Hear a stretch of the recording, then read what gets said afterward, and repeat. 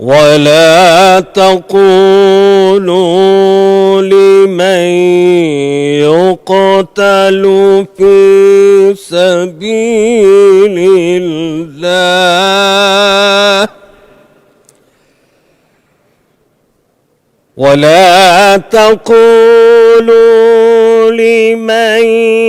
يقتل في سبيل الله أموات بل أحياء ولكن لا تشعرون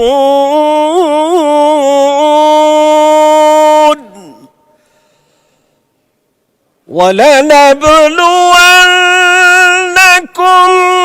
بشيء من الخوف والجوع ونقص من الأموال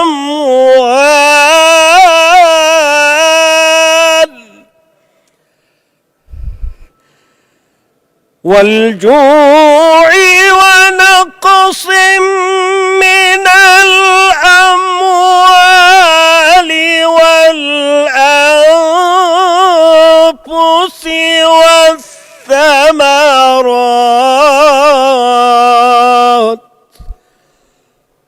وبشر الصابرين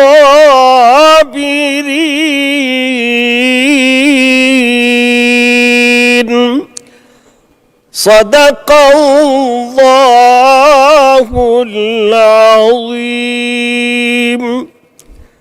بسم الله الرحمن الرحيم সূরা বাকারা এর 154 এবং 55 নম্বর আয়াত। মহান রব্বুল আলামিন বলছেন, আর যারা আল্লাহর রাস্তায় চলতে চলতে নিহত হয় তাদেরকে মৃত বলো না, বরং তারা জীবিত, কিন্তু তোমরা তা বোঝো না। এবং অবশ্যই আমি তোমাদিওকে পরীক্ষা করব কিছুটা ভয়, ক্ষুধা, জান, মাল এবং ফসলের ক্ষতি সাধনের মাধ্যমে। তবে ধৈর্য ধারণকারীদের জন্যই রয়েছে উত্তম পুরস্কার। বারাকাল্লাহু লানা ওয়া লাকুম ফিল কুরআনিল আযীম ওয়া আসসালামু আলাইকুম ওয়া রাহমাতুল্লাহ।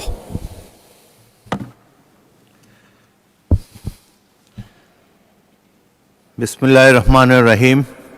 আসসালামু আলাইকুম ওয়া রাহমাতুল্লাহ। মাননীয় সদস্যবৃন্দ, দিনের কার্যসূচি অনুযায়ী এখন প্রশ্নকাল শুরু হচ্ছে। প্রশ্নকালের প্রথম 30 মিনিট মাননীয় প্রধানমন্ত্রী কর্তৃক উত্তরদানের জন্য নির্ধারিত। টাঙ্গাইল 6 আসন থেকে নির্বাচিত মাননীয় সংসদ সদস্য জনাব মোহাম্মদ রবিউল আউয়াল, আপনি তারকা চিহ্নিত প্রশ্ন 18 পাঠ করতে পারেন। বিসমিল্লাহির রহমানির রহিম। মাননীয় স্পিকার, আপনাকে ধন্যবাদ। আমি মোহাম্মদ রবিউল আউয়াল, 135 টাঙ্গাইল 6। মাননীয় প্রধানমন্ত্রী অনুগ্রহ করিয়া বলিবেন কি, কৃষি উৎপাদন ও উৎপাদনশীলতা বৃদ্ধি, পতিত জমি, আবাদ ও কৃষিপণ্য বহুমুখীকরণ প্রণোদনা ও পুনর্বাসন সহায়তা, কৃষিপণ্য সংরক্ষণ, প্রক্রিয়াকরণ ও রপ্তানি, গবেষণা ও উদ্ভাবন এবং জলবায়ু পরিবর্তনের প্রভাব মোকাবেলায় স্মার্ট কৃষি কার্যক্রম বাস্তবায়নে আপনার সরকার যেই সকল পরিকল্পনা গ্রহণ করিয়াছেন তাহা কি? ধন্যবাদ মাননীয় সদস্য। তারকা চিহ্নিত প্রশ্ন 18 সংসদে উত্থাপিত হল। মাননীয় প্রধানমন্ত্রী। বিসমিল্লাহির রহমানির রহিম। মাননীয় স্পিকার, মাননীয় সংসদ সদস্য, আপনাদেরকে ধন্যবাদ। মাননীয় সংসদ সদস্য, আপনার যে প্রশ্ন করেছেন সে সম্পর্কে আমি বলতে চাই, মাননীয় স্পিকার, বাংলাদেশ একটি কৃষি নির্ভর দেশ। দেশের খাদ্য নিরাপত্তা, দারিদ্র্য বিমোচন এবং অর্থনৈতিক উন্নয়নে অবশ্যই কৃষির ভূমিকা অত্যন্ত গুরুত্বপূর্ণ। তবে আমরা যেটি সবাই দেখছি আমাদের চোখের সামনেই ঘটছে বিভিন্ন বিষয়, যেমন জলবায়ু পরিবর্তন, জনসংখ্যা বৃদ্ধি, জমির পরিমাণ হ্রাস এবং প্রযুক্তির যে সীমাবদ্ধতা, এই সকল কারণে কৃষিখাত বিভিন্ন রকম চ্যালেঞ্জের সম্মুখীন। আমাদেরকে এসব চ্যালেঞ্জ মোকাবেলা করেই কৃষি উৎপাদন এবং উৎপাদনশীলতা বৃদ্ধির মাধ্যমে কৃষিকে টেকসই এবং লাভজনক খাতে রূপান্তর করার লক্ষ্যে সমগ্র দেশবাসী দেখেছেন আমরা এরই ভিতরে 14 এপ্রিল কৃষক কার্ড আমরা যেটি প্রতিশ্রুতি দিয়েছিলাম নির্বাচনের পূর্বে, সেটির কাজ আমরা শুরু করেছি। কৃষক কার্ড আমরা বিতরণ করেছি। এই কার্ডের মাধ্যমে আমরা কৃষকদের কাছে 10টি সেবা, যথা ন্যায্য মূল্যে কৃষি উপকরণ বিতরণ, সরকারি ভর্তুকি ও প্রণোদনা প্রদান, স্বল্প মূল্যে কৃষি যন্ত্রপাতি সরবরাহ, ন্যায্য মূল্যে সেচ সুবিধা, সহজ শর্তে কৃষি ঋণ, কৃষি বীমা সুবিধা, ন্যায্য মূল্যে কৃষি পণ্যের বিক্রয়ের সুবিধা, কৃষি বিষয়ক প্রশিক্ষণ, ডিজিটাল প্ল্যাটফর্মে আবহাওয়া এবং বাজার তথ্য প্রাপ্তি সহ ফসলের রোগবালাই দমনের পরামর্শ প্রদান, এই সকল বিষয় আমরা কৃষকদের কাছে পৌঁছে দেওয়ার চেষ্টা করব এবং ইনশাল্লাহ আমরা পৌঁছে দিতে সক্ষম হব। পর্যায়ক্রমিকভাবে মাননীয় স্পিকার, দেশের সকল কৃষককে আমরা এই কার্ড প্রদান করব, যার পরিমাণ প্রায় 2,75,00,000 কৃষক। মাননীয় স্পিকার, এছাড়াও কৃষির উন্নয়নে বর্তমান সরকার আরও অনেকগুলো সময় উপযোগী পরিকল্পনা গ্রহণ করেছে। আমি সকলের জানার স্বার্থে, মাননীয় সংসদ সদস্যবৃন্দ এবং দেশবাসীর জানার স্বার্থে আমি এই সংসদের গুরুত্বপূর্ণ সময়ের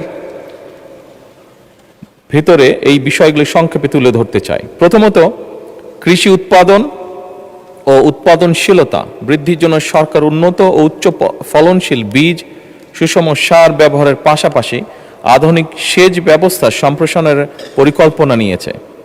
এই জন্য ইতিমধ্যেই 20,000 কিলোমিটার খাল খননের কর্মসূচি সরকার হাতে নিয়েছে, যা ইনশাল্লাহ আমরা আগামী 5 বছরে করব।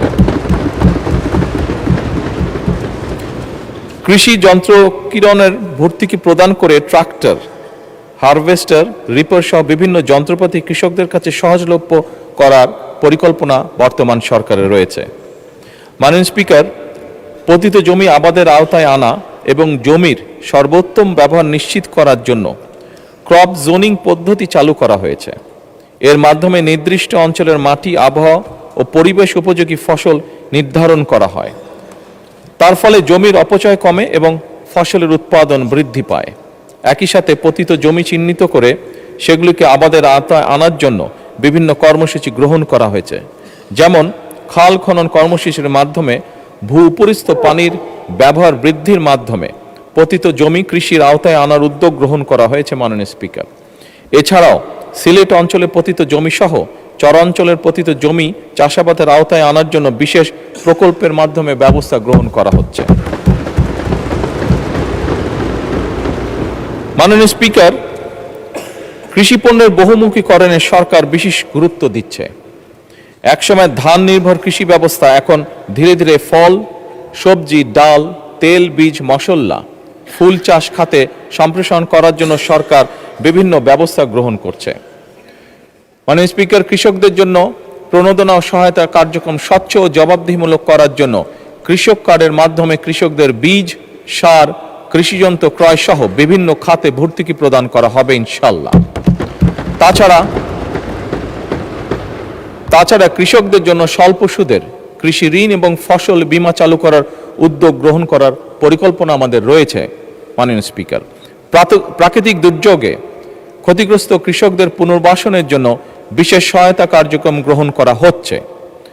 দেশের ভূমিহীন, প্রান্তিক ও ক্ষুদ্র চাষীদের কল্যাণে প্রতি অর্থ বছর কৃষি মন্ত্রণালয়ের বাজেটের কৃষি পুনর্বাসন সহায়তা খাতে অর্থ বরাদ্দ প্রদান করা হয়। চলতি 2025-2026 অর্থ বছরে কৃষি পুনর্বাসন সহায়তা খাতে 700 কোটি টাকা বরাদ্দ রয়েছে। মাননীয় স্পিকার, উক্ত বরাদ্দ হতে ক্ষুদ্র প্রান্তিক কৃষকদের বিনামূল্যে বীজ, সার ও অন্যান্য কৃষি উপকরণ বিতরণ বাবদ 401 কোটি 60 লক্ষ টাকা ছাড় করা হয়েছে। এর মধ্যে মাননীয় স্পিকার, এতে করে 25,22,000 ক্ষুদ্র প্রান্তিক কৃষক উপকৃত হয়েছে। মাননীয় স্পিকার, কৃষিপণ্য সংরক্ষণের লক্ষ্যে আধুনিক কোল্ড স্টোরেজ ও গুদাম নির্মাণ করা হচ্ছে।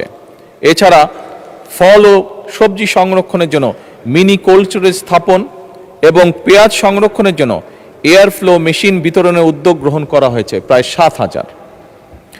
কৃষিপণ্যের রফতানির লক্ষ্যে উত্তরাঞ্চলে কৃষিপণ্য রফতানি অঞ্চল প্রতিষ্ঠা এবং ক্রয় কেন্দ্র স্থাপনের পরিকল্পনা বর্তমান সরকার নিয়েছে।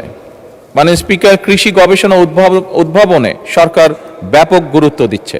বিভিন্ন গবেষণা প্রতিষ্ঠান যেমন বাংলাদেশ কৃষি গবেষণা ইনস্টিটিউট বারি, বাংলাদেশ ধান গবেষণা ইনস্টিটিউট ব্রি, বাংলাদেশ পরমাণু কৃষি গবেষণা ইনস্টিটিউট বিনা, এই সকলের মাধ্যমে অধিক ফলনশীল, রোগ প্রতিরোধী এবং স্বল্পমেয়াদী নতুন জাতের ফসল উদ্ভাবনের উদ্যোগও সরকার গ্রহণ করছে।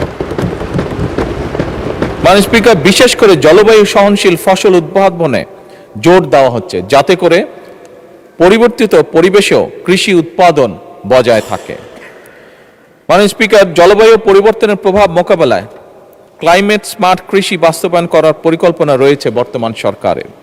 লবণাক্ততা, খরা ও বন্যা সহ সহনশীল ফসল চাষ, পানি ব্যবস্থার উন্নয়ন এবং টেকসই কৃষি প্রযুক্তি ব্যবহারের মাধ্যমে কৃষিকে পরিবেশ বান্ধব করা, কম সেচ, কম রাসায়নিক সার ও কম কীটনাশক প্রয়োগের মাধ্যমে ফসল উৎপাদন, প্রিপেইড মিটার স্থাপন এবং সেচের অল্টারনেট ওয়েটিং অ্যান্ড ড্রাইং পদ্ধতির মাধ্যমে খরাপ্রবণ অঞ্চলে ভূগর্ভস্থ পানির ব্যবহার কমিয়ে পরিবেশের ভারসাম্য রক্ষা, মোবাইল অ্যাপ যেমন খামারি অ্যাপস ব্যবহার করে স্থানভিত্তিক উপযুক্ত ফসল চাষ করে সেচ, সার সহ অন্যান্য উপকরণের সর্বোত্তম ব্যবহার, প্রিসিশন এগ্রিকালচার ইত্যাদির জন্য উদ্যোগ গ্রহণ করা হচ্ছে। মাননীয় স্পিকার, ধন্যবাদ। মাননীয় সদস্য জনাব রবিউল আউয়াল একটি সম্পূরক প্রশ্ন করতে পারেন। বিসমিল্লাহির রহমানির রহিম। মাননীয় স্পিকার, আপনাকে ধন্যবাদ। আসলে বাংলাদেশ কৃষি নির্ভরশীল দেশ। কৃষি নির্ভরতাই আমাদের মূল। এই দেশকে উপলক্ষ করে জমি সংক্রান্ত ব্যাপারে কিছু কথা বলতে চাই। মাননীয় প্রধানমন্ত্রী, আপনি একটু মনোযোগ সহকারে লক্ষ্য করবেন। আমরা যত উপকরণই দিই, যত ওষুধই দিই, বাংলাদেশে ধীরে ধীরে যে হারে জনসংখ্যা বেড়ে উঠছে, আজকে 20 কোটি লোকের সংখ্যা হয়ে দাঁড়িয়েছে, কিন্তু জমির সংখ্যা বাংলাদেশে বৃদ্ধি পায়নি। তাই মাননীয় সদস্য সরাসরি প্রশ্ন করেন। আমি সয়েল টেস্টের ব্যাপারে বিভিন্ন যে জায়গায় যে কথা হচ্ছে উন্নয়নের ক্ষেত্রে, সেই ক্ষেত্রে আমাদের যারা তারেক রহমান যে নীতিমালা দিয়েছেন তাকে সাধুবাদ জানাই। আমি জনাব তারেক রহমানের বর্তমান প্রধানমন্ত্রী বাংলাদেশের গণ উন্নয়নের লক্ষ্য নিয়ে যিনি কাজ করছেন, বিশেষ করে কৃষি নির্ভরতা, তাকেও ধন্যবাদ জানাই। ইনশাআল্লাহ যে নীতিমালা উনি প্রয়োগ করেছেন সেই ক্ষেত্রে উনি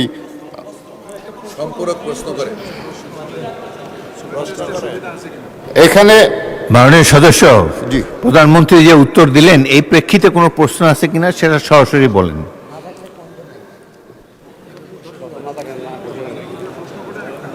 আমি আপনাকে ধন্যবাদ জানাচ্ছি এবং মাটির উর্বরতার ক্ষেত্রে কোনো সয়েল টেস্টের মাধ্যমে যদি কিছু করা যায় সেই ক্ষেত্রে কোনো ভূমিকা আছে কিনা। ধন্যবাদ আপনাকে। মাননীয় প্রধানমন্ত্রী। মাননীয় সংসদ সদস্য, আপনার সম্পর্ক প্রশ্নের জন্য ধন্যবাদ।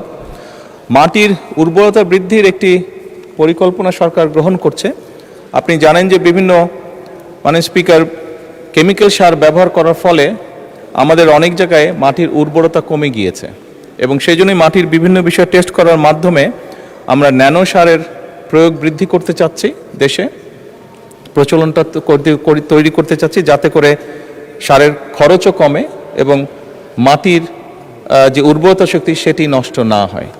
এবং একই সাথে আরেকটি বিষয় আছে, বিভিন্ন জায়গায় মাটির যে উর্বরতা নষ্ট হয়ে যাওয়ার কারণে চুনের ব্যবহার করার মাধ্যমে মাটির উর্বরতা বৃদ্ধি করা সম্ভব, রাসায়নিক যে ক্রিয়াটি থাকে সেটিকে নিউট্রিলাইজ করা সম্ভব, সেই উদ্যোগও গ্রহণ করছে সরকার। ধন্যবাদ মাননীয় স্পিকার। মাননীয় সদস্য মাসুম মুস্তাফা, নেত্রকোনা 5।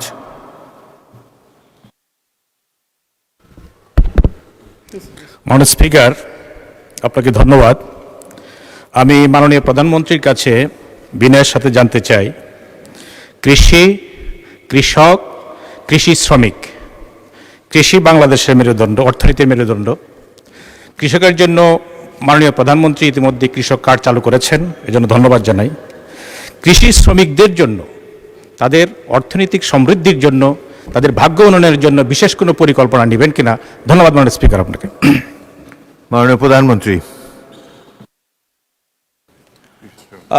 মাননীয় সংসদ সদস্য, আপনাকে ধন্যবাদ।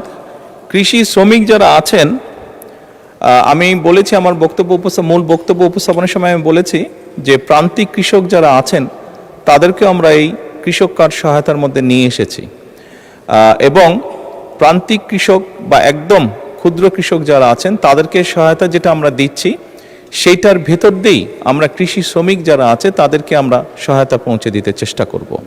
তাদেরকে যেই কৃষক কার্ডের মাধ্যমে আমরা যেই অর্থনৈতিক সহযোগিতা করছি সেখান থেকেই একদম শ্রমিক যারা আছেন তারাও সেই সহযোগিতার অংশীদার হবেন।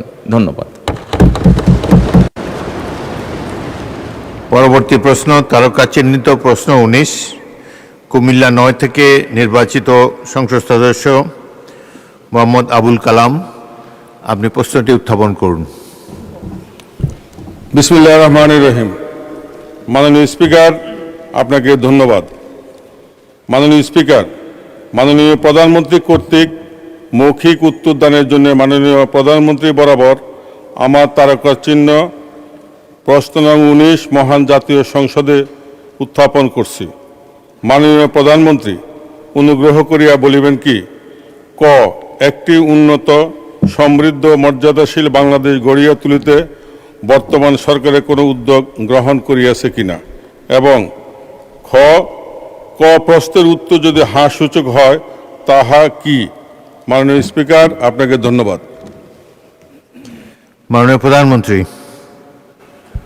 মাননীয় সংসদ সদস্য, আপনাকে ধন্যবাদ আপনার প্রশ্নের জন্য। আপনি যে প্রশ্নটি করেছেন, প্রথম যে শব্দ দুটি ব্যবহার করেছেন উন্নত ও মর্যাদাশীল, অবশ্যই আমরা নির্বাচনের আগে জনগণের সামনে একটি ম্যানিফেস্টো উপস্থাপন করেছিলাম, এবং সেই ম্যানিফেস্টোর মূল লক্ষ্যই ছিল একটি উন্নত এবং সমৃদ্ধশীল বাংলাদেশ, উন্নত সমৃদ্ধশীল মর্যাদাশীল বাংলাদেশ গঠন করার, এবং সেটির জন্যই বাংলাদেশের মানুষ এই ম্যানিফেস্টো গ্রহণ করেছে বলেই বাংলাদেশ জাতীয়তাবাদী দল সরকার গঠনে সক্ষম হয়েছে।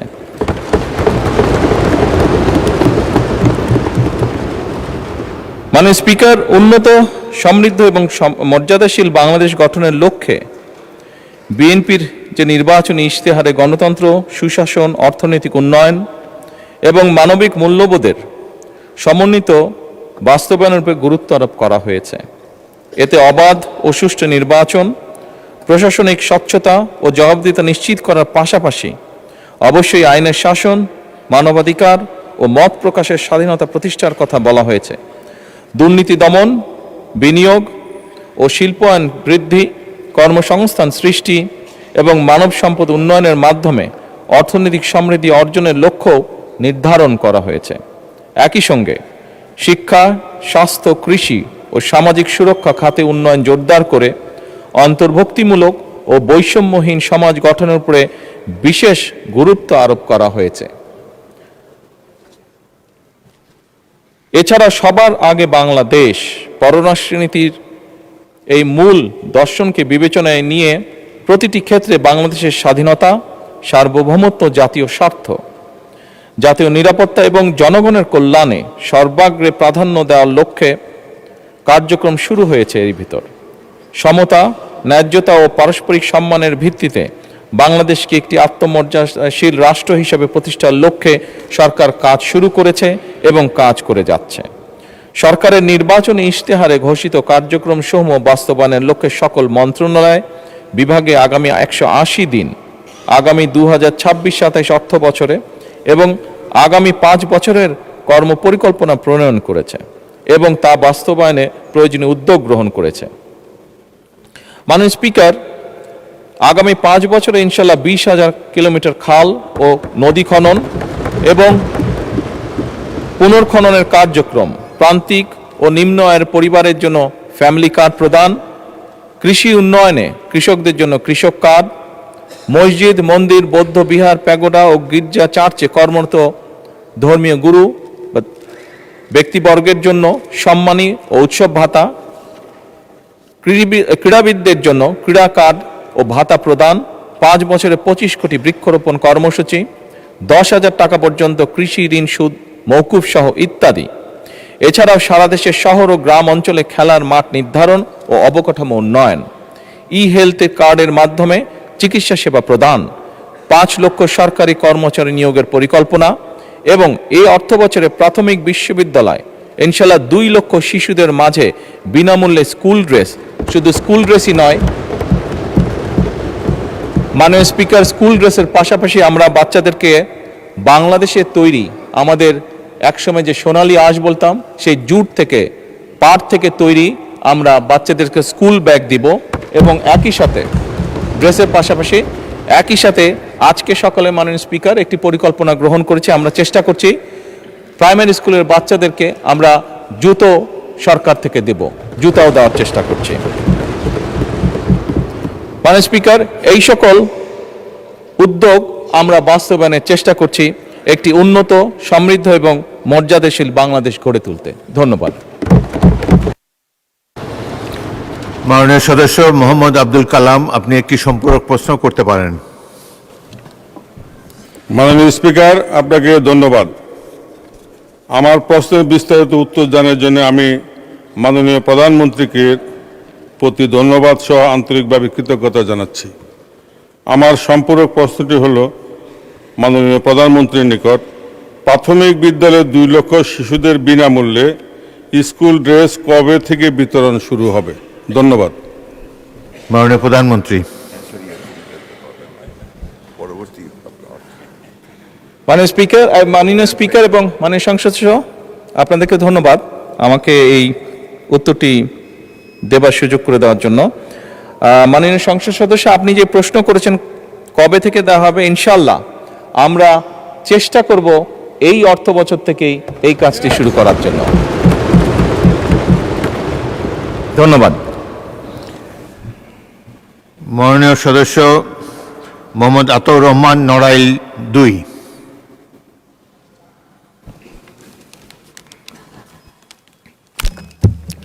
আসসালামু আলাইকুম। মাননীয় স্পিকার, আপনাকে ধন্যবাদ।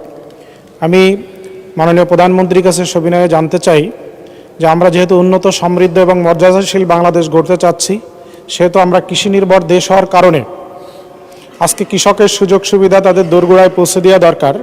কিন্তু আমি ইতিমধ্যে বিগত 2 মাসে সরকারের যে কৃষি প্রণোদনা দেওয়া হয় সেই প্রদান অনুষ্ঠানে আমি 4টা অনুষ্ঠানে থেকেছি।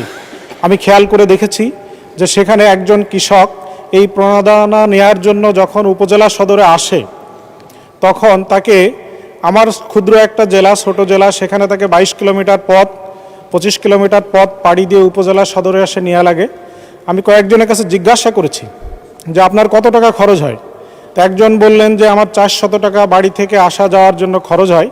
কিন্তু হিসাব করে দেখা যায় যে গ্রুপ ভিত্তিক যে বীজ প্রদান করা হয় বা সার প্রদান করা হয় তার দাম কোনো সময় 200 বা 300 টাকা।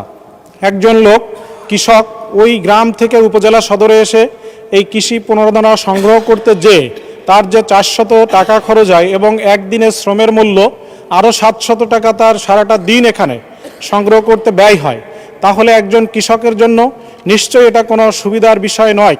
সেজন্য আমি সবিনয়ে মাননীয় প্রধানমন্ত্রীর কাছে জানতে চাই যে কৃষকের এই প্রণোদনা তার দোরগোড়ায় পৌঁছে দেওয়ার জন্য আমরা অতি দ্রুত ইউনিয়ন ভিত্তিক এটা তাদের কাছে পৌঁছানোর জন্য কোনো ব্যবস্থা গ্রহণ করতে পারবো কিনা, মাননীয় প্রধানমন্ত্রীর ব্যাপারে পরিকল্পনা কি সেটা জানতে চাই। মাননীয় স্পিকার, ধন্যবাদ। মাননীয় প্রধানমন্ত্রী। মাননীয় স্পিকার এবং মাননীয় সংসদ সদস্য, আপনাদেরকে ধন্যবাদ। মাননীয় সংসদ সদস্য, আপনি যে প্রশ্নটি করেছেন কৃষক যে প্রণোদনা, হ্যাঁ আপনার কথাটি সঠিক। অনেক ক্ষেত্রে এরকম ঘটনা বিভিন্ন জায়গায় ঘটছে, সেজন্যই কিন্তু আমরা কৃষক কার্ডটা ইন্ট্রোডিউস করতে চাইছি। তাহলে আর কৃষককে 22 কিলোমিটার পথ পাড়ি দিতে হবে না, সেটি তার কাছে সরাসরি পৌঁছে যাবে কৃষক কার্ডের মাধ্যমে। এবং আমরা কৃষক কার্ডটি এমনভাবেই করার চেষ্টা করছি, অর্থাৎ ওই নির্দিষ্ট কৃষকের কি পরিমাণ জমি আছে, সে কি ফসল চাষ করে এবং তার জন্য কতটুকু কীটনাশক ওষুধ দরকার, কতটুকু তার সার দরকার, কতটুকু বীজ দরকার, সেটি ইনফরমেশন আমাদের কাছে থাকবে। এবং তার এলাকায় ওই ইউনিয়নের মধ্যে যেটি আপনি উল্লেখ করেছেন, সেই ইউনিয়নের মধ্যে মাননীয় স্পিকার আমরা যে সকল দোকানে এই জিনিসগুলো পাওয়া যাবে সেই দোকানে তার জন্য নির্দিষ্টভাবে বরাদ্দ থাকবে। সে সেই দোকানে গিয়ে তার কার্ডের মাধ্যমে তার জন্য বরাদ্দকৃত যেই সহায়তা আছে সেটি সে নিতে পারবে। আমরা সেই ব্যবস্থা থেকে ইনশাল্লাহ আগাচ্ছি। ধন্যবাদ মাননীয় স্পিকার। তারকা চিহ্নিত প্রশ্ন 20 মোহাম্মদ শওকতুল ইসলাম, মৌলভীবাজার 2 উত্থাপন করতে পারেন। মাননীয় স্পিকার, আপনাকে ধন্যবাদ।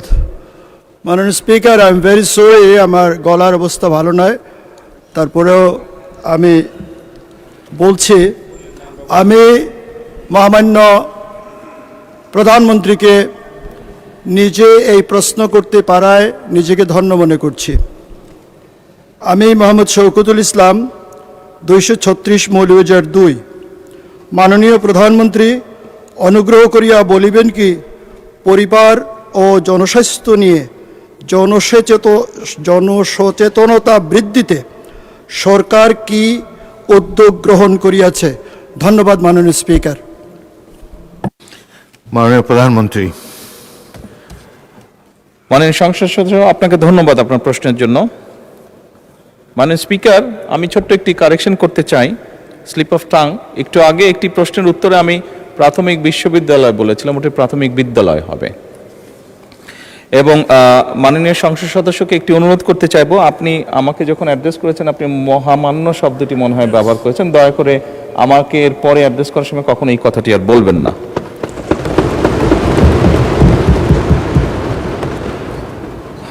মাননীয় স্পিকার, পরিবার এবং জনস্বাস্থ্য বিষয়ে জনসচেতনতা বৃদ্ধি করার জন্য বর্তমান সরকার নানাবিধ কার্যক্রম গ্রহণ করেছে। স্বাস্থ্য সেবা, পরিবার পরিকল্পনা সেবা, মা ও শিশু স্বাস্থ্যের উন্নয়ন এবং জনস্বাস্থ্য সুরক্ষায় জনসচেতনতা বৃদ্ধির লক্ষ্যে স্বাস্থ্য ও পরিবার কল্যাণ মন্ত্রণালয় তৃণমূল পর্যায় থেকে জাতীয় পর্যায় পর্যন্ত বিভিন্ন ধরনের সময় উপযোগী জনসচেতনামূলক কার্যক্রম গ্রহণ করে আসছে।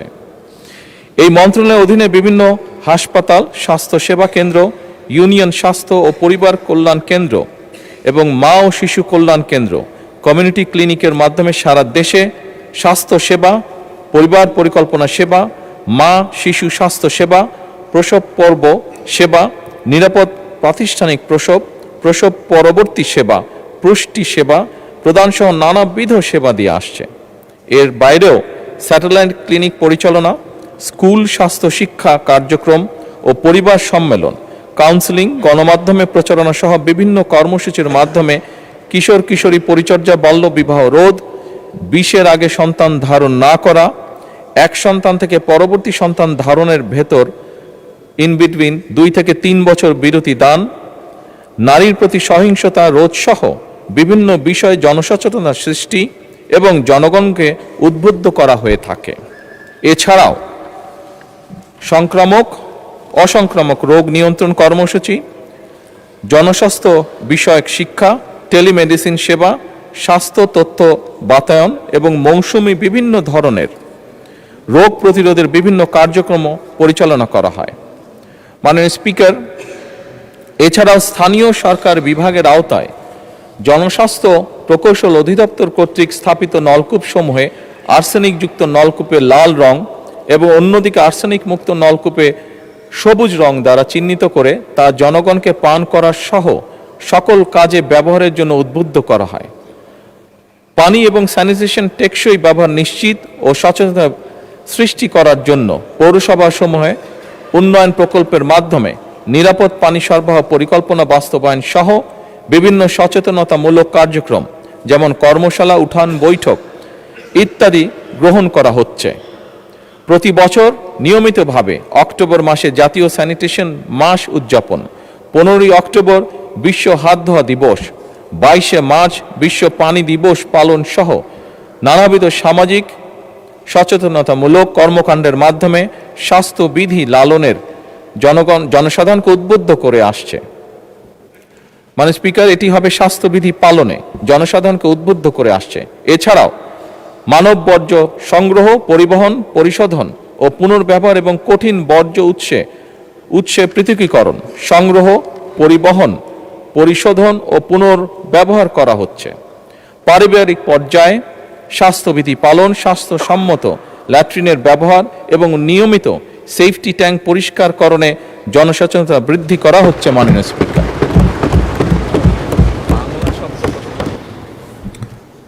মাননীয় সদস্য মোহাম্মদ শওকতুল ইসলাম একটি সম্পূরক প্রশ্ন করতে পারেন।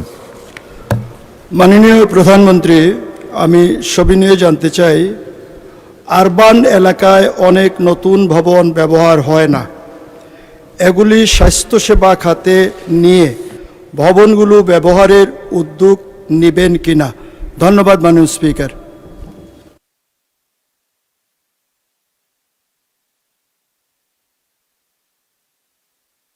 মাননীয় প্রধানমন্ত্রী। মাননীয় সংসদ সদস্য, আপনাকে ধন্যবাদ আপনার প্রশ্নের জন্য। শহর এলাকায় যে আবাসন বিল্ডিংগুলোর কথা আপনি বলেছেন, মাননীয় স্পিকার, এলজিআরডি মন্ত্রণালয়ের অধীনে এইরকম প্রায় 200-র মতন বিল্ডিং ছিল যেগুলোর কোনো ব্যবহার ছিল না। বিল্ডিংগুলি কোনোটি 5 তলা, কোনোটি 8 তলা, এরকম প্রায় 200টি বিল্ডিং আছে। আমরা বর্তমান সরকার কিছুদিন আগে একটি উদ্যোগ গ্রহণ করেছে, এগুলি আমরা স্বাস্থ্য মন্ত্রণালয়ের কাছে হ্যান্ডওভার করার ব্যবস্থা নিয়েছি। এবং মাননীয় স্পিকার, ইনশাল্লাহ এই মাসের মধ্যে এই প্রায় 200-র মতন বিল্ডিং, 200-র একটু কম হবে মাননীয় স্পিকার, এই বিল্ডিংগুলো আমরা স্বাস্থ্য মন্ত্রণালয়ের কাছে হস্তান্তর হয়ে যাবে, এর মধ্যে প্রসেসটা কমপ্লিট হয়ে যাবে। এবং খুব দ্রুতই আগামী 2 থেকে মাস 2-এর ভিতরে এইগুলো এরকম ছোট ছোট মাতৃসদন ক্লিনিক সহ শিশু এবং নারীদের চিকিৎসার জন্য এই বিল্ডিংগুলোকে উপযোগী করে গড়ে তোলা হবে। মাননীয় স্পিকার, ধন্যবাদ। ধন্যবাদ মাননীয় প্রধানমন্ত্রী। মাননীয় সদস্য সালাউদ্দিন, গাজীপুর 4।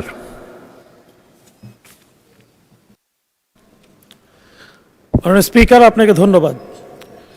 মাননীয় প্রধানমন্ত্রীর কাছে সবিনয় প্রশ্ন, হাম এই মুহূর্তে বাংলাদেশের চিকিৎসা ক্ষেত্রে একটি ক্রুশিয়াল কোশ্চেন। এখন এই মুহূর্তেও আজকে চট্টগ্রামে দেশের একমাত্র সংক্রামক রোগের চিকিৎসা কেন্দ্র, বিশেষায়িত ইনস্টিটিউট, সেটি সহ অধিকাংশ হাম শনাক্তকারী প্রতিষ্ঠান বন্ধ রয়েছে, যে কারণে এই হাম শনাক্ত করতে সকল ইনস্টিটিউটকে এবং চিকিৎসা কেন্দ্রকে ঢাকায় পাবলিক হেলথ কেন্দ্র, ন্যাশনাল পোলিও অ্যান্ড রুবেলা ল্যাবরেটরিতে পাঠাতে হচ্ছে। এই মুহূর্তে টিকার যথার্থ হওয়ার পরেও চিহ্নিত করতে রোগীদেরকে অপেক্ষা করতে হচ্ছে। এই ব্যবস্থা উত্তরণে খুব দ্রুত কোনো ব্যবস্থা নেওয়া হবে কিনা? মাননীয় স্পিকার, আপনাকে ধন্যবাদ। মাননীয় প্রধানমন্ত্রী। মাননীয় স্পিকার এবং মাননীয় সংসদ সদস্য, আপনাদেরকে ধন্যবাদ। মাননীয় সংসদ সদস্য, আপনি যে প্রশ্নটি বলেছেন, যে বিষয়টি জানতে চেয়েছেন, আসলে এটি একটি খুব দুঃখজনক ঘটনা। এই সংসদে আজকে আমরা যারা উপস্থিত আছি, আমরা সকল রাজনৈতিক দলগুলো এবং এই সংসদের বাইরেও রাজনৈতিক দল আছে, যারা সকলে মিলে একটি স্বৈরাচারকে এই দেশ থেকে বিতাড়িত করেছে। দুঃখজনক ব্যাপার হলো সেই স্বৈরাচারের সময়, এবং আরও দুঃখজনক ব্যাপার হলো আমরা যেই অন্তর্বর্তীকালীন সরকারকে সমর্থন দিয়েছিলাম দেশে একটি সুষ্ঠু, সুন্দর, নিরপেক্ষ নির্বাচন করার জন্য, দুঃখজনকভাবে সেই অন্তর্বর্তীকালীন সরকারের সময় শিশুদের হামের টিকা গত কয়েক বছর ধরে বিদেশ থেকে আমদানি করা হয়নি। এবং স্বাভাবিকভাবেই যখন এই সমস্যাটি দেখা দেয় খুব দ্রুততার সাথে, এখানে আমাদেরকে বলতেই হবে মাননীয় স্পিকার, ইউনিসেফ আমাদেরকে, বাংলাদেশকে অনেক হেল্প করেছে এই ব্যাপারে। দ্রুত তারা হামের যে ভ্যাকসিনেশন সেটি খুব দ্রুততার সাথে পাঠিয়ে দেয়, যার ফলে আমরা ওষুধগুলো পেয়েছি এবং প্রায় 2 কোটি শিশুকে এই হামের ভ্যাকসিনেশন আমরা দিব। মাননীয় সংসদ সদস্য, আপনি যে প্রশ্নটি করেছেন যে টেস্ট করার যে কিটটি, এটির স্বল্পতা রয়েছে, সঠিক, এটির ব্যাপারেও সরকার কাজ করছে। এর মধ্যে অনেক কিট এসে পৌঁছেছে, খুব সম্ভবত একটি কিট দিয়ে বোধহয় 3টি শিশুকে টেস্ট করা সম্ভব হয়, 3টি টেস্ট করা যায় একটি কিট দিয়ে।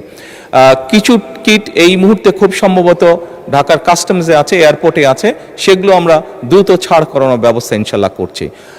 দুঃখজনক, আমরা অনেকগুলো শিশুর প্রাণ ঝরে গিয়েছে, আমাদের মাঝে থেকে চলে গিয়েছে, বাট সামনে আমরা চেষ্টা করছি যাতে আমরা এই পুরো সিচুয়েশনটাকে ম্যানেজ করতে পারি, সেই ব্যবস্থা গ্রহণ করেছে সরকার।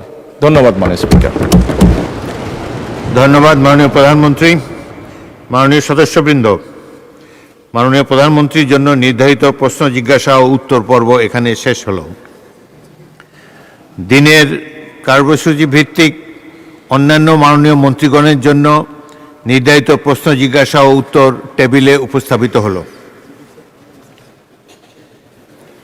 ইয়েস, মাননীয় চিফ হুইপ। সকল মাননীয় সদস্যদের অধিকার রক্ষার কারণে আমি একটি প্রশ্ন করতে চেয়েছিলাম, তা করিনি। মাননীয় প্রধানমন্ত্রী যেহেতু সংসদে উপস্থিত আছেন, একটি বিষয় আমাদের সকল সংসদ সদস্যদের যেটি একটি জানার বিষয় আছে, মাননীয় প্রধানমন্ত্রী এই বিষয়ে একটু দৃষ্টি দেবেন। এই কারণে ফ্যাসিস্ট সরকারের আমলে সারা বাংলাদেশে সর্বত্র যে সার প্রয়োগের যে ডিলার নিয়োগ করা হয়েছে, সেই ডিলার এখনও বাস্তবে বহাল তবিয়তে আছে, এবং সেই ডিলারদের মাধ্যমে এটা সকল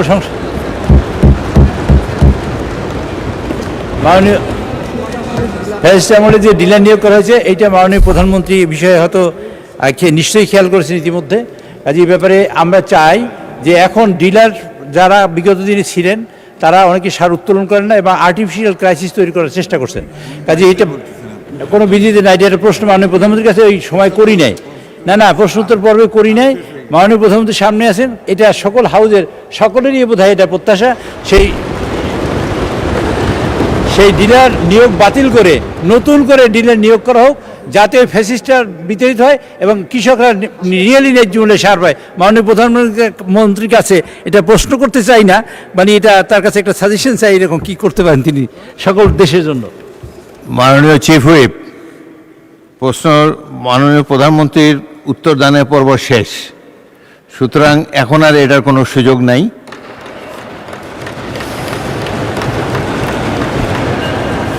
তবে বিষয়টি যেহেতু গুরুত্বপূর্ণ, পরবর্তীকালে এ ব্যাপারে আপনি কি উত্তর দিতে চান? তবে এটা আজকের এর মধ্যে আসবে না, প্রশ্নোত্তরের মধ্যে আসবে না, তবুও সংসদ নেতা হিসাবে আপনি একটা বক্তব্য রাখতে পারেন। আমি সংসদ নেতা হিসাবে এটি সংক্ষেপে বলতে চাই। সংসদ নেতা হিসাবে বিধির বাইরে, এটা আমি সংসদ নেতা হিসাবে এটার উত্তর দিতে চাইছি। মাননীয় চিফ হুইপ যেটি বলেছেন, উনি যখন ওনার বক্তব্যটি উপস্থাপন করেন, আমি খেয়াল করেছি মোটামুটি পুরা সংসদ বিষয়টিকে ওয়েলকাম করেছেন। এই ব্যাপারে যদি পুরা সংসদের সম্মতি থাকে, নিশ্চয়ই সরকার দ্রুতই ব্যবস্থা গ্রহণ করবে। ধন্যবাদ মাননীয় স্পিকার। ধন্যবাদ মাননীয় প্রধানমন্ত্রী। মাননীয় সদস্যবৃন্দ, আজ কার্যপ্রণালী বিধির ৭১ বিধিতে জরুরি জনগুরুত্বপূর্ণ। ইয়েস, মিস্টার আবুল হাসনাত আবদুল্লাহ, মাননীয় সদস্য, কিছু বলবেন? ব্যক্তিগত কৈফিয়ত বলুন, সংক্ষেপে বলবেন। ধন্যবাদ মাননীয় স্পিকার। ত্রয়োদশ জাতীয় সংসদ গঠিত হওয়ার পর সরকারি দল এবং বিরোধী দল প্রত্যেকেই একটা কমিটমেন্ট দিয়েছে, বহুদিনের প্রচলিত যে ট্যাক্স ফ্রি গাড়ি এবং প্লট আমরা নিব না, এই বিষয়ে আমরা সিদ্ধান্ত নিয়েছি। এবং গতকাল এই বিষয়টিকে সমর্থন জানানো পূর্বক আমি এই সংসদে একটি বক্তব্য প্রদান করি, যেটি আজকে বিভিন্ন মিডিয়াতে এটা একটা বিভ্রান্তি ছড়ানো হয়েছে। আমি আমার জায়গা থেকে যেই ট্যাক্স ফ্রি গাড়ি আমরা নিব না এবং প্লট এই সুবিধাটি যেটা আমরা নিব না, এই সিদ্ধান্ত সমর্থনপূর্বক আমি জানিয়েছি জেলা পরিষদের চেয়ারম্যান, উপজেলা পরিষদের চেয়ারম্যান, পৌর মেয়র, ডিসি, ইউনো, এসিল্যান্ড সহ অন্যান্য সরকারি অফিসার সরকারি কার্য পরিচালনা করার জন্য যেভাবে সরকারি একটি গাড়ি পেয়ে থাকে, ঠিক একই প্রক্রিয়ায় আমাদের যারা সংসদ সদস্য আছে তাদেরকে ঠিক একই প্রক্রিয়া একটি গাড়ি ব্যবহার করা দেয়া যায় কিনা সেটি আমি এই সংসদে আমি জানিয়েছিলাম। সরকারি মালিকানাধীন একটি গাড়ি যতদিন পর্যন্ত এমপি থাকবেন ঠিক ততদিন ব্যবহার করবেন এবং সেটির জন্য কিন্তু এক্সট্রা খরচও লাগবে না, কারণ আমাদের এই সংসদ সদস্যদেরকে কিন্তু ইতিমধ্যে ৭০,০০০ টাকা কিন্তু গাড়ি মেনটেনেন্স করার জন্য দেওয়া হয়। এখন গাড়ি মেনটেন্সের জন্য ৭০,০০০ টাকা করে দেওয়া হয়, কিন্তু আমাদের গাড়ি নেই। এখন আমার যে বক্তব্যটা সেটি হচ্ছে, গতকালের বক্তব্যে আমি কোনো ট্যাক্স ফ্রি গাড়ি চাইনি এবং ট্যাক্স ফ্রি যে প্লট এবং গাড়ির যে বিষয়টি রয়েছে সেটি অলরেডি এই সংসদের পুরো হাউস ঐক্যবদ্ধভাবে সিদ্ধান্ত নিয়েছে তারা এটি নেবে না, এবং এই ত্রয়োদশ জাতীয় সংসদের প্রত্যেকটি এমপি সেটির জন্য একটি অনন্য নজির স্থাপন করেছে। এটি মিডিয়াতে বিভ্রান্তি সৃষ্টি করেছে, সেটির জন্য এখানে পুনরাবৃত্তি করেছি সকল এমপিদের পক্ষ থেকে যে আমরা ট্যাক্স ফ্রি গাড়ি বা প্লটের সুবিধা না, অন্যান্য যে সরকারি সুবিধা আছে সেটির মতো করে যতদিন এমপি থাকবে ঠিক ততদিন এমপি শেষ, তারপরে হচ্ছে গাড়িটি আবার সরকার ফিরিয়ে নিবে। সেটির জন্য হচ্ছে আজকে এখানে দাঁড়ানো মাননীয় স্পিকার। ধন্যবাদ মাননীয় সদস্য। বিষয়টি ইতিপূর্বে ক্লিয়ার করা হয়েছে এবং আমার মনে হয় সংসদ সদস্যগণ ট্যাক্স ফ্রি গাড়ি এবং প্লট না নেওয়ার যে সিদ্ধান্ত গ্রহণ করেছে এটি দেশবাসী তাকে অভিনন্দন জানিয়েছে। ধন্যবাদ। মাননীয় সদস্যবৃন্দ, কার্যপ্রণালী বিধির ৭১ বিধিতে জরুরি জনগুরুত্বপূর্ণ বিষয় সম্পর্কে ৭৯টি মনোযোগ আকর্ষণের নোটিশ পাওয়া গেছে। নোটিশদাতা মাননীয় সদস্যগণ হলেন মোহাম্মদ আব্দুল মালিক, সিলেট ৩, মোহাম্মদ গোলাম রসুল, যশোর ৪, মোহাম্মদ এনামুল হক, নওগাঁ ২, মোহাম্মদ মুজিবুর রহমান, রাজশাহী ১, মোহাম্মদ আব্দুল বারী সর্দার, রাজশাহী ৪, মোহাম্মদ শামীম কাসার, গাইবান্ধা ৪, মোহাম্মদ মাহবুবুল আলম, কুড়িগ্রাম ৩, মোহাম্মদ কাজী রফিকুল ইসলাম, বগুড়া ১, কলিমুদ্দিন আহমেদ, সুনামগঞ্জ ৫, মোহাম্মদ ফজলুর রহমান সাইদ, জয়পুরহাট ১, বিশ্বাস জাহাঙ্গীর আলম, নড়াইল ১, মোহাম্মদ মনিরুল হক চৌধুরী, কুমিল্লা ৬, মোহাম্মদ কেরামত আলী, চাঁপাইনবাবগঞ্জ ১, মোহাম্মদ সালাউদ্দিন, গাজীপুর ৪, মোহাম্মদ মসিউদ্দিন ফরিদ, যশোর ২, রুবিন ফারহানা, ব্রাহ্মণবাড়িয়া ২, মোহাম্মদ মুস্তাফিজুর রহমান, কুড়িগ্রাম ৪, মোহাম্মদ মুক্তার আলী, যশোর ৬, মোহাম্মদ আলী আসগর, পাবনা ৩, মোহাম্মদ নুরুল ইসলাম, চাঁপাইনবাবগঞ্জ ৩, মোহাম্মদ রাশেদুল ইসলাম, রাশেদ, শেরপুর ১, খন্দকার আবু আশফাক, ঢাকা ১, শেখ ফরিদ আহমদ, চাঁদপুর ৩, আক্তার হোসেন, রংপুর ৪, মোহাম্মদ আনোয়ারুল হক, নেত্রকোনা ২, মোহাম্মদ কামরুল হাসান, ময়মনসিংহ ৬, মুন্সি রফিকুল আলম, ফেনী ১, মোহাম্মদ ইকরামুল বারী, টিপু, নওগাঁ ৪, মোহাম্মদ আবুল কালাম আজাদ, খুলনা ৬, এম রুহুল কুদ্দুস তালুকদার, দুলু, নাকর ২, Mohammad Abdul Khaleque, Satkhira ২, Mohammad Anisur Rahman, Madaripur ৩, Abdul Hannan Masud, Noakhali ৬, S M Jahangir Hossain, Dhaka ১৮, Mohammad Abdullah, Munshiganj ১, Mohammad Abdul Sattar, Nilphamari ১, Mohammad Mizanur Rahman, Chapainawabganj ২, Mohammad Moshiur Rahman Khan, Bagerhat ১, S K Azizul বারী, খুলনা ৪, মোহাম্মদ সেলিম রেজা, সিরাজগঞ্জ ১, শেখ মুজিবুর রহমান ইকবাল, কিশোরগঞ্জ ৫,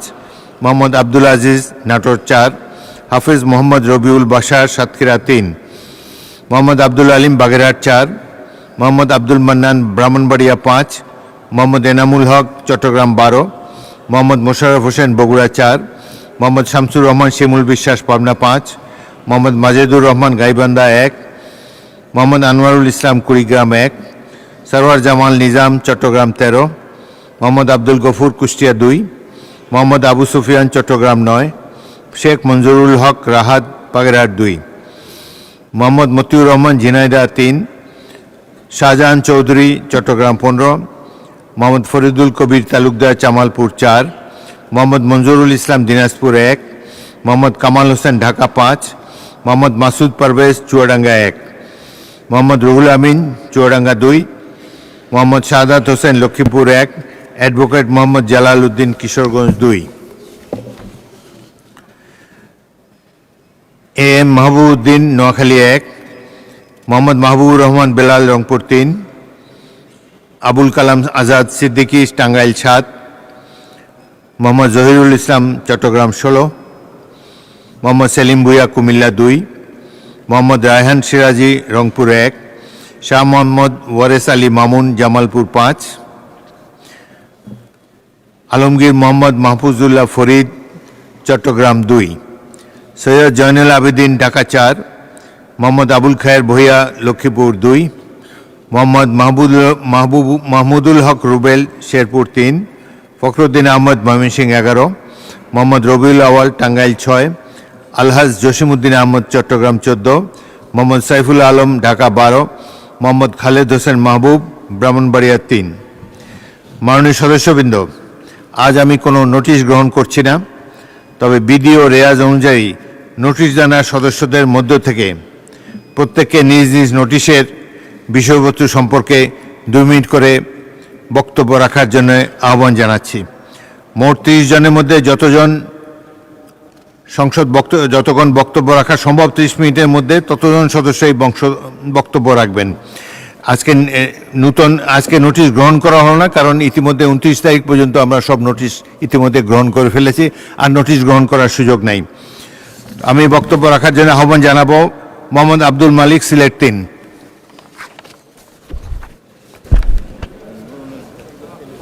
বিসমিল্লাহির রহমানির রহিম। আসসালামু আলাইকুম। মাননীয় স্পিকার, আপনাকে ধন্যবাদ আমাকে সময় দেওয়ার জন্য। আমার বিষয়টা হচ্ছে যে আমি একজন প্রবাসী ছিলাম এবং প্রবাসে বৃহত্তর আন্দোলন করেছে প্রবাসীরা। আমাদের আজকের সংসদ লিডার, আমাদের মাননীয় প্রধানমন্ত্রীর দিক নির্দেশনায় আমরা মুক্তিযুদ্ধ থেকে শুরু করে শহীদ রাষ্ট্রপতি জিয়াউর রহমানের মুক্তিযুদ্ধ, লেটেস্ট কোমলমতি ছাত্রছাত্রী এই দেশের জন্য জীবন দিয়ে গেছে, সেইখানেও আমাদের মাননীয় প্রধানমন্ত্রী নির্দেশে আমরা প্রবাসে আন্দোলন করেছি। এবং প্রবাসীরা প্রবাসীরা বিদেশে আন্দোলন করেছে, তাদের আত্মীয় স্বজন এবং প্রবাসীদের গড়বাড়ি দখল করে গত ফেসিস্ট সরকারের বিভিন্ন এমপি, মন্ত্রী, মেয়ররা এবং তাদের মেম্বাররা, চেয়ারম্যানরা দখল করে রেখেছে। মাননীয় প্রধানমন্ত্রী এবং আপনার মাধ্যমে স্বরাষ্ট্রমন্ত্রীর কাছে আমাদের আকুল আবেদন, কারণ স্বরাষ্ট্রমন্ত্রী একজন প্রবাসী বান্ধব। আমরা চাই যে তাদের বিষয়টা, তাদের ঘরবাড়ি কীভাবে ফিরে পায়। এখন পর্যন্ত সেই ফেসিস্টরা তাদের দাপটের সহিত, মাননীয় স্পিকার, তারা এই দেশে বিভিন্ন সেক্টরে তারা এখন পর্যন্ত সেইখানে বসে আছে। এবং আমি সিলেটের বিষয়টা, আমাদের লিডার অফ দি অপোজিশন উনিও সিলেটের, এবং উনিও জানেন অনেক ইস্যু প্রবাসীদের ঘরবাড়ি দখল করে আছে। আমি সিলেট সহ সারা বাংলাদেশের প্রবাসীদের এই ঘরবাড়ি এবং তাদের ব্যবসা বাণিজ্য দখল ফেরতের জন্য মাননীয় প্রধানমন্ত্রী এবং মাননীয় হোম মিনিস্টারের কাছে আমার। মোহাম্মদ গোলাম রসুল, যশোর 4। বিসমিল্লাহির রহমানির রহিম। মাননীয় স্পিকার, আপনাকে ধন্যবাদ। আমি আজকে আপনার মাধ্যমে মহান সংসদে যে বিষয়টা উত্থাপন করতে চাই, সেটা হলো বাংলাদেশে এই মুহূর্তে আলিয়া মাদ্রাসার ক্ষেত্রে মাত্র 3টা আলিয়া মাদ্রাসা আছে সরকারি, অথচ বাংলাদেশে এই মুহূর্তে সরকারি কলেজের সংখ্যা 708, স্কুল অ্যান্ড কলেজের সরকারি সংখ্যা হচ্ছে 63, সরকারি মাধ্যমিক বিদ্যালয়ের সংখ্যা 628, সরকারি আলিয়া মাদ্রাসা আছে শুধু ঢাকা আলিয়া, সিলেট এবং বগুড়াতে, এছাড়া আর কোথাও সরকারি আলিয়া মাদ্রাসা নাই। বাংলাদেশে এই মুহূর্তে মাদ্রাসার সংখ্যা 9300, কামিল, ফাজিল, আলিম এবং দাখিল ধরে বাংলাদেশে এই মুহূর্তে 28 লক্ষ ছাত্রছাত্রী মাদ্রাসায় লেখাপড়া করে। আমরা দেখতে পাচ্ছি আলিয়া মাদ্রাসাগুলোতে ছাত্র এবং ছাত্রী প্রায় সমান, বরঞ্চ অনেক ক্ষেত্রে আমরা দেখেছি ছাত্রীদের সংখ্যা অনেক বেশি। আমি আজকে এই মহান সংসদে বলতে চাই যে বাংলাদেশের যে আধুনিক শিক্ষার ক্ষেত্রেও আলিয়া মাদ্রাসা পিছনে নাই। এবং বাংলাদেশে যদি আমরা বিভিন্ন পাবলিক বিশ্ববিদ্যালয়ে ভর্তির ক্ষেত্রে দেখি, আমরা মেডিকেলে দেখি, সকল জায়গায় দেখা যাবে আলিয়া মাদ্রাসার ছাত্ররা অনেক ভালো রেজাল্ট তারা সেখানে করছে। দেশ এবং জাতির উন্নয়নের জন্য তাদের যে অবিস্মরণীয় অবদান আজকে রয়ে গেছে। আজকে যদি মহান সংসদে দেখা যায়, আমি নিজের ব্যাকগ্রাউন্ড একজন মাদ্রাসার ছাত্র, দেখা যায় অনেকেই আলিয়া মাদ্রাসাতে লেখাপড়া করেছেন। কিন্তু আমি আজকে আপনার মাধ্যমে, মাননীয় শিক্ষামন্ত্রী, উপমন্ত্রীও নাই, আমি শিক্ষামন্ত্রীকে বা আপনার মাধ্যমে দৃষ্টি আকর্ষণ করতে চাই, বাংলাদেশের কমপক্ষে প্রতিটা জেলায় একটি মাদ্রাসা সরকারিকরণের মাধ্যমে এদেশের ছাত্রছাত্রী যাতে সরকারি সুযোগ সুবিধা পায়, লেখাপড়ার জন্য আরও ভালো কিছু করতে পারে, তার যাতে ব্যবস্থা গ্রহণ করা হয়। আপনাকে ধন্যবাদ। মাননীয় সদস্য মোহাম্মদ এনামুল হক, নওগাঁ 2।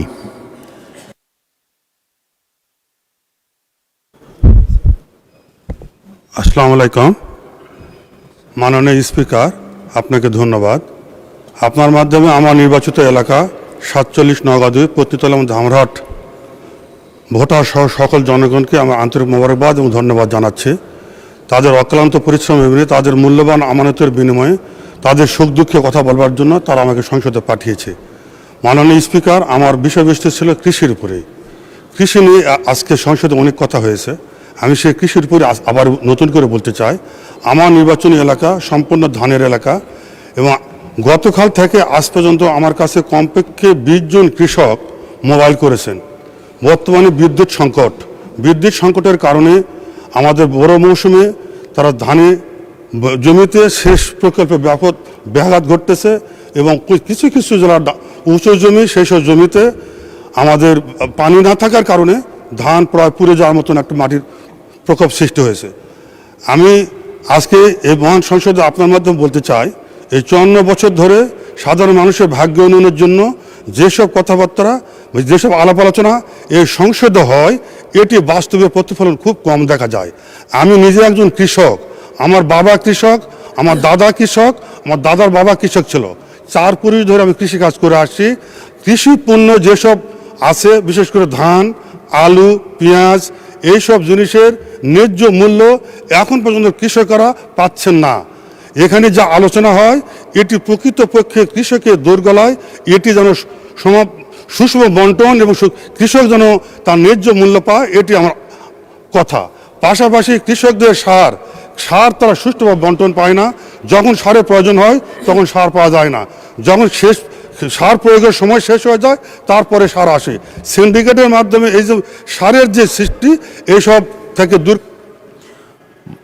মোহাম্মদ কলিমউদ্দিন আহমদ, সুনামগঞ্জ 5। মাননীয় স্পিকার,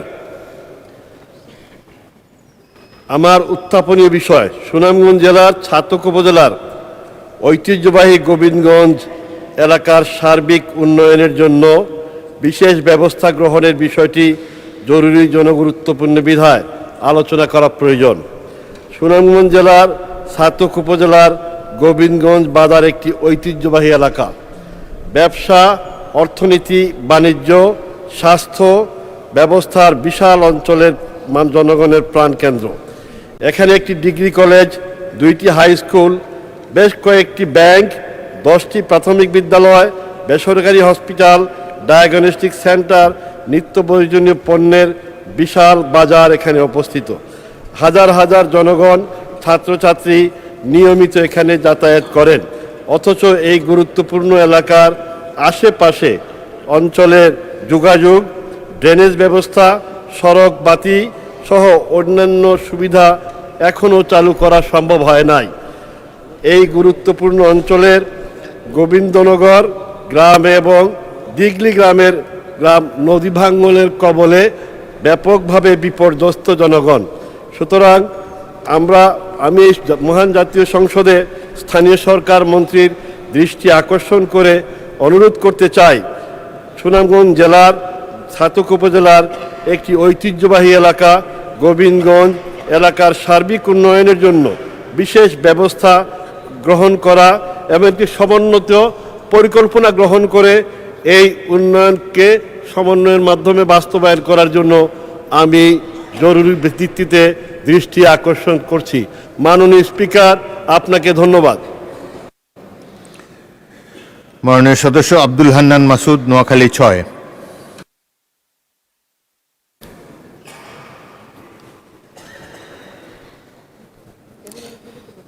মাননীয় স্পিকার, আপনাকে ধন্যবাদ।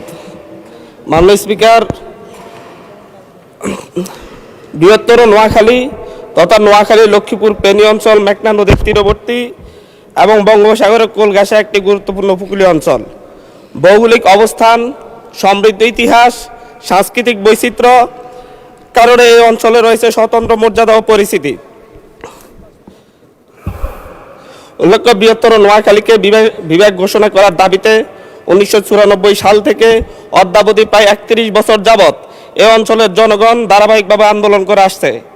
ইতিহাস পর্যালোচনা করলে দেখা যায়, ব্রিটিশ সরকার যখন 1772 সালে মাত্র 18টি জেলা ঘোষণা করে, তখন নোয়াখালী ছিল অন্যতম একটি, এবং ব্রিটিশ শাসনামলে ঐতিহাসিক বাস্তবতা এবং আঞ্চলিক গুরুত্বপূর্ণতার কারণে এই অঞ্চলে একটি বড় বিমান ঘাঁটিও নির্মাণ করা হয়েছিল।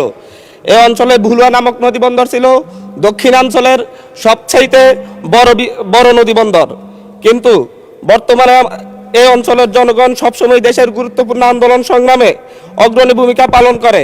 খেলাফত আন্দোলন, ব্রিটিশ বিরোধী আন্দোলন, ভাষা আন্দোলন, মহান মুক্তিযুদ্ধ এবং সাম্প্রতিক গণঅভ্যুত্থান সব ক্ষেত্রে এই অঞ্চলের মানুষ সম্মুখ সারিতে থেকে আত্মত্যাগের উজ্জ্বল দৃষ্টান্ত স্থাপন করেছে। দুঃখজনক হলেও সত্য, রাজনৈতিক নানা কারণে দীর্ঘদিন ধরে এই অঞ্চলটি উন্নয়ন ও প্রশাসনিক দিক থেকে বঞ্চিত হয়ে আসছে। ফলে এখানকার জনগণ বৈষম্যের শিকার। অথচ এই অঞ্চলে বীরশ্রেষ্ঠ রুহুল আমিন, ভাষা শহীদ সালাম, শহীদ সার্জেন্ট জহুরুল হক, প্রখ্যাত চলচ্চিত্রকার নির্মাতা শহীদ জহির রায়হান, বিশিষ্ট বুদ্ধিজীবী শহীদ মুনীর চৌধুরী এবং সাবেক 3 বারের প্রধানমন্ত্রী আপসীন নেত্রী বেগম খালেদা জিয়ার মতো কৃতি সন্তানের জন্ম দিয়েছে এই অঞ্চলটি। এমত অবস্থায় বৃহত্তর নোয়াখালীর সামগ্রিক উন্নয়ন এবং মাননীয় সদস্য মোহাম্মদ মশিউর রহমান খান, বাগেরহাট 1।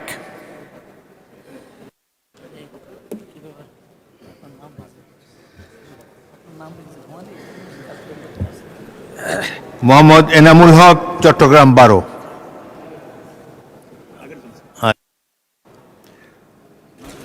জনাব মোহাম্মদ মাননীয় মশিউর রহমান খান, বাগেরহাট 1 বলেন।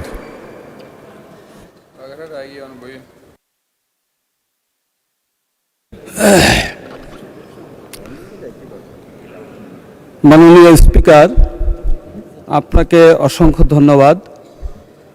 পাশাপাশি ধন্যবাদ জানাচ্ছি আমার নির্বাচনী এলাকার আপামর জনতা, যারা এমন একটি আসন থেকে আমাকে নির্বাচিত করে আজকের এই মহান জাতীয় সংসদে পাঠিয়েছেন। স্বাধীনতার পর 54 বছরে এই আসন থেকে ফ্যাসিবাদ ছাড়া অন্য কোনো দল থেকে কখনো কোনো পার্লামেন্ট সদস্য নির্বাচিত হতে পারেনি। সেজন্যে আমি মহান রব্বুল আলমিনের দরবারে শুকরিয়া আদায় করছি যে আল্লাহ রব্বুল আলমিন এরকম একটি আসন থেকে আমাকে নির্বাচিত করে এখানে কথা বলার সুযোগ করে দিয়েছেন। আমার আসনের সর্বস্তরের মানুষকে এজন্য আমি অসংখ্য মোবারকবাদ জানাচ্ছি। মহান মালিকের দরবারে শুকরিয়া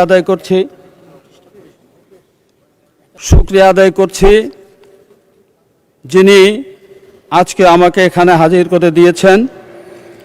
আমি 71 বিধিতে একটি নোটিশ দিয়েছিলাম। 3টি উপজেলা নিয়ে আমার এ আসন গঠিত, ফকিরহাট, মোল্লাহাট এবং চিতলমারি। এখানে সুপেয় পানির এত বেশি অভাব, যেটা মাননীয় এসজিআরডি মন্ত্রী, আমি তার দৃষ্টি আকর্ষণ করেছি। পাশেই মধুমতি নদী, যেখান থেকে সুপেয় পানি আমার 2টা উপজেলার উপর দিয়ে খুলনায় গিয়েছে। সেখান থেকে যদি সেই পানির লাইনটা এক্সটেনশন করা যায় তাহলে। মাননীয় সদস্য মোহাম্মদ এনামুল হক, চট্টগ্রাম 12। মাননীয় স্পিকার, আপনাকে ধন্যবাদ। মাননীয় স্পিকার, আমি আমার উত্থাপিত বিষয় চট্টগ্রাম জেলার পটিয়া উপজেলা সদরে একটি কারিগরি স্কুল অ্যান্ড কলেজ প্রতিষ্ঠা প্রসঙ্গে। মাননীয় স্পিকার, কারিগরি শিক্ষা হলো হাতে কলমে বাস্তবমুখী কর্মদক্ষতা অর্জনের মাধ্যমে, যা শিক্ষার্থীকে শিল্প, বাণিজ্য, কৃষি ও প্রযুক্তি বিভিন্ন শাখায় কর্মসংস্থানের জন্য দক্ষ করে তোলে, সরাসরি চাকরির সুযোগ তৈরি করে। এই জন্য দেশের বাস্তব প্রেক্ষাপটে কারিগরি শিক্ষাকে গুরুত্ব দেওয়ার সময়ের দাবি বলে আমি মনে করি। আমার নির্বাচনী এলাকা চট্টগ্রাম জেলার পটিয়ার সাবেক মহকুমায় একটি বৃহৎ জনপদ। এমন অবস্থায় পটিয়া উপজেলার দক্ষ মানব সম্পদ তৈরি করার জন্য একটি কারিগরি স্কুল অ্যান্ড কলেজ প্রতিষ্ঠা করার জনগণের দীর্ঘদিনের দাবি। অতএব জরুরি গুরুত্ব সম্পন্ন বিষয় চট্টগ্রাম জেলায় পটিয়া উপজেলা সদরে একটি কারিগরি স্কুল অ্যান্ড কলেজ প্রতিষ্ঠার জন্য মাননীয় শিক্ষামন্ত্রীর সদয় মনোযোগ আকর্ষণ করছি। ধন্যবাদ মাননীয় স্পিকার। অ্যাডভোকেট মোহাম্মদ জালাল উদ্দিন, কিশোরগঞ্জ 2। মাননীয় স্পিকার, আপনাকে ধন্যবাদ। মাননীয় স্পিকার, আমার জরুরি গুরুত্বপূর্ণ বিষয়টি হলো যে আমাদের যাতায়াত ব্যবস্থার ঢাকা থেকে কিশোরগঞ্জ, ঢাকা থেকে পাকুন্দিয়া কটিয়াদি যাতায়াত ব্যবস্থার সেই রাজেন্দ্রপুর থেকে আমাদের পাকুন্দিয়া, কটিয়াদি এবং কিশোরগঞ্জ এই এলাকাটি অত্যন্ত গুরুত্বপূর্ণ। এখানে কিশোরগঞ্জ জেলার এবং নেত্রকোনা এবং ময়মনসিংহের একটা অংশের মানুষ এই এলাকা দিয়ে যাতায়াত করে এবং এই কটিয়াদি, পাকুন্দিয়া কৃষি নির্ভর এলাকা এবং এখানে প্রচুর সবজি উৎপাদিত হয়। এই পরিবহনের জন্য এই রাজেন্দ্রপুর থেকে কটিয়াদি পর্যন্ত রাস্তা এত সরু এবং এত আঁকাবাঁকা যে সেখানে ড্রাইভার আছে, মানে স্পিকার, গাড়ি চালাতে পারে না। আমরা ঢাকা শহরের খুব কাছাকাছি থাকা সত্ত্বেও যে কিশোরগঞ্জের সীমানা হলো গাজীপুরের সাথে, এই গাজীপুর পার হয়ে আমাদের কিশোরগঞ্জ ঢাকা আসতে আমাদের 5 ঘন্টা 6 ঘন্টা সময় লেগে যায়। আমার সেই এলাকার মানুষের জন্য যে যারা এখানে ঢাকায় চাকরি করে, যারা ঢাকায় ব্যবসা করে, রাস্তাটা যদি প্রশস্ত করা হয়, 4 লেন করে দেওয়া হয়, তাহলে এই কিশোরগঞ্জ থেকে আমাদের চাকরিজীবীরা তারা সহজেই ঢাকায় চাকরি করে তারা আবার দিনে দিনে বাসায় ফিরতে পারবে, ব্যবসা করে ফিরতে পারবে, বিভিন্ন পণ্য তারা পরিবহন করে ব্যবসার কাজ করে তার দ্রুত তাদের নিজ বাড়িতে যেতে পারবে। আমার সেই রাস্তাটিকে অতি দ্রুত 4 লেন বিশিষ্ট করার জন্য এবং প্রশস্ত করার জন্য আমি মাননীয় সড়ক মন্ত্রীর দৃষ্টি আকর্ষণ করছি। ধন্যবাদ মাননীয় স্পিকার। মাননীয় সদস্য মাহমুদুল হক রুবেল, শেরপুর 3। মাননীয় স্পিকার, আপনাকে ধন্যবাদ। মাননীয় স্পিকার, আমি আপনার মাধ্যমে মাননীয় পানি সম্পদ মন্ত্রী মহোদয়ের দৃষ্টি আকর্ষণ করছি। আজকের উত্থাপনীয় বিষয় হচ্ছে ঝিনাইগাতি উপজেলার মহারশী নদীর 2 ধারে বাঁধ নির্মাণ প্রসঙ্গে।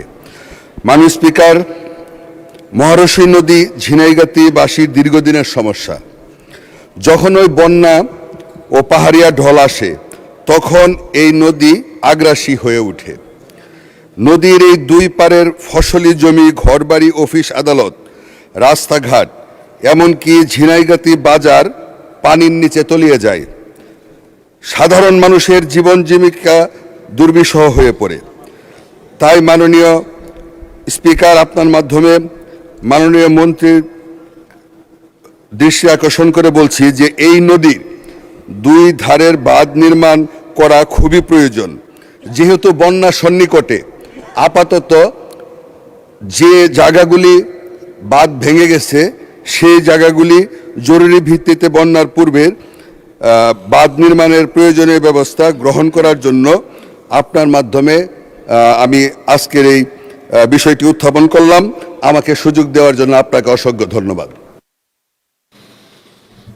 মাননীয় সদস্য মোহাম্মদ মুজিবুর রহমান, রাজশাহী 1। ধন্যবাদ মাননীয় স্পিকার। অপরাধ বন্ধ এবং অপরাধীদের গ্রেপ্তার করার জন্য পুলিশের অভিযান বৃদ্ধি করা প্রসঙ্গে মাননীয় স্পিকার, বাংলাদেশে প্রত্যেকটা উপজেলায় বিভিন্ন ইউনিয়নে অপরাধ সংগঠিত হচ্ছে এবং অপরাধীরা সেখানে লুকিয়ে থাকে। যদি প্রতিদিন থানা থেকে পুলিশ যে অভিযান বের করে সক্রিয়ভাবে তাদেরকে সেই সব জায়গায় পাঠানো হয় তাহলে অপরাধীও ধরা পড়ে, অপরাধও বন্ধ হয়ে যায়। কিন্তু দেখা যায় যে যারা অভিযানে যায় পুলিশের মধ্যে কিছু ভালো লোকও আছে, আবার এমনও আছে দেখা যায় যে ওখানে গিয়ে মোবাইল টিপে অথবা তাদের সাথে খাই খাতির করে যারা অপরাধ করেছে। সেই জন্য সক্রিয়ভাবে বিষয়টা বিবেচনা করে স্বরাষ্ট্রমন্ত্রী যদি উদ্যোগ নেন যে প্রত্যেকটা উপজেলায় প্রত্যেকটা ইউনিয়নে পুলিশের অভিযান হবে, মাননীয় স্পিকার এ ব্যাপারে আমি দৃষ্টি আকর্ষণ করছি নির্বাচনের আগে তানোরের একটা গ্রামে একই পরিবারে তার পিতাকে মারা হয়েছে, তার সন্তানকে মারা হয়েছে এবং ওই ছেলের মাকেও মারা হয়েছে। 3 জন আহত অবস্থায় হাসপাতালে ভর্তি হলো, সেখানে মামলা দায়ের করা হয়েছিল। এ পর্যন্ত যারা অপরাধী তাদেরকে গ্রেপ্তারও করা হয়নি এবং তারা এখনও ঘুরে বেড়াচ্ছে। অথচ ওই এলাকায় মানে যে পরিবেশ হওয়া উচিত ছিল পুলিশের অভিযান চালাইলে সেটা করা হয়নি। এজন্য আমার শুধু একটা এলাকা না, বিভিন্ন জায়গায় এই ধরনের আছে। তো যদি মাননীয় স্বরাষ্ট্র মন্ত্রী এবং প্রধানমন্ত্রী এখানে উপস্থিত আছেন, তিনি যদি দেশের আইন শৃঙ্খলা ইত্যাদি বৃদ্ধি করতে চান এবং বিশেষ করে যারা চাঁদাবাজ, বিভিন্ন জায়গায় চাঁদাবাজি করছে, সবাইকে অ্যাক্টিভলি ধরার যদি নির্দেশ দেন, আমি আশা করি বাংলাদেশ। মাননীয় সদস্য মোহাম্মদ শামীম কায়সার, গাইবান্ধা 4। স্পিকার, আপনাকে ধন্যবাদ। মাননীয় স্পিকার, আপনার মাধ্যমে আমি মাননীয় তথ্যমন্ত্রী সহ অন্যান্য মন্ত্রী মহোদয়দেরকে একটা জিনিস খুব স্পষ্টভাবে বলতে চাই, ফ্যাক্ট এবং ন্যারেটিভের মধ্যে অনেক অসঙ্গতি আছে। মাননীয় স্পিকার, বর্তমান যে জেনারেশনটা চলছে, আমাদের ফ্যাক্ট এবং ন্যারেটিভের কানেক্টিভিটি দরকার। মাননীয় স্পিকার, উদ্দেশ্যমূলকভাবে অসঙ্গতি আছে। মাননীয় স্পিকার, দেখুন বিষয়টা কীরকম, আমরা ইশতেহার বাস্তবায়ন করব আর বাজারে ন্যারেটিভ আছে যে এর জন্যই কি আমরা যুদ্ধ করেছি, আন্দোলন করেছি।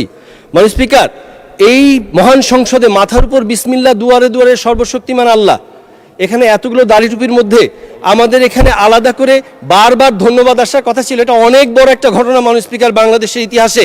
মাননীয় স্পিকার, ফ্যাক্ট এবং ন্যারেটিভের মধ্যে যদি যোগ সাজস না করা যায় অনেক সমস্যা। মাননীয় স্পিকার, এই জেনারেশনকে বোঝানো হচ্ছে ভুল। মাননীয় স্পিকার, দেখুন মাননীয় স্পিকার, জুলাই সনদ বাস্তবায়নের জন্য আমরা অক্ষরে অক্ষরে পালনের জন্য দাঁড়িয়ে আছি, অথচ এই অবৈধ আরোপিত আদেশ নিয়ে সারাক্ষণ কথা হচ্ছে মাননীয় স্পিকার বাজারে বাজারে। সেই তারা ভরা রাতে আমরা অনেক চেষ্টা করেও পারিনি বোঝাতে। এই জুলাই সনদের কথা অনেক বিতর্ক হয়েছে মাননীয় স্পিকার, ওনারা বলে গেছেন শুধু এই অবৈধ আরোপিত আদেশের কথা। সেদিন রাতে আসলেই তারা ছিল মাননীয় স্পিকার, পরের দিন ওয়াকআউটের পরে দেখলাম যে মুষলধারে বৃষ্টি হচ্ছে। মাননীয় স্পিকার, রাষ্ট্র কি কথা বলে? রাষ্ট্র কি সিজদা দেয়? তাহলে রাষ্ট্রভাষা কি আর রাষ্ট্র ধর্ম কি? মাননীয় স্পিকার, অধিকাংশরা যেটা করে সেটাই হলো রাষ্ট্রভাষা। এই কারণে অন্য ভাষা অন্য ধর্মকে খাটো করা হয় না। মাননীয় স্পিকার, গোলা ভরা ধান থাকলে পাতানকে যেমন অস্বীকার করা হয় না, ঝোলা ভরা রাজাকার থাকলেই 2-1 মুক্তিযোদ্ধাকে অস্বীকার করা হয় না। মাননীয় স্পিকার, শৈবাল দিঘিরে কহে উচ্চ করি শির, লিখে রেখো 1 ফোঁটা দিলেম শিশির, তেলা পোকারও পাখা আছে হোকসে বধির, মরিবার আগে করিতে চায় কিচির মিচির। মাননীয় স্পিকার, সবাইকে ফ্যাক্ট এবং ন্যারেটিভকে কানেক্ট করে সবাইকে বুঝাতে হবে মাননীয় স্পিকার। তা না হলে ঘটনা কি, এই যে মাননীয় স্পিকার সংসদ ক্যাফেটেরিয়াতে খেতে গিয়েছি, খাবার তুলছি, একজন সম্মানিত ওয়েটার এসে বলছেন যে ওই পাশে বিরোধী দলের জন্য ফ্রি খাবারের ব্যবস্থা আছে। চেহারা দেখলে যে বিরোধী দল বোঝা।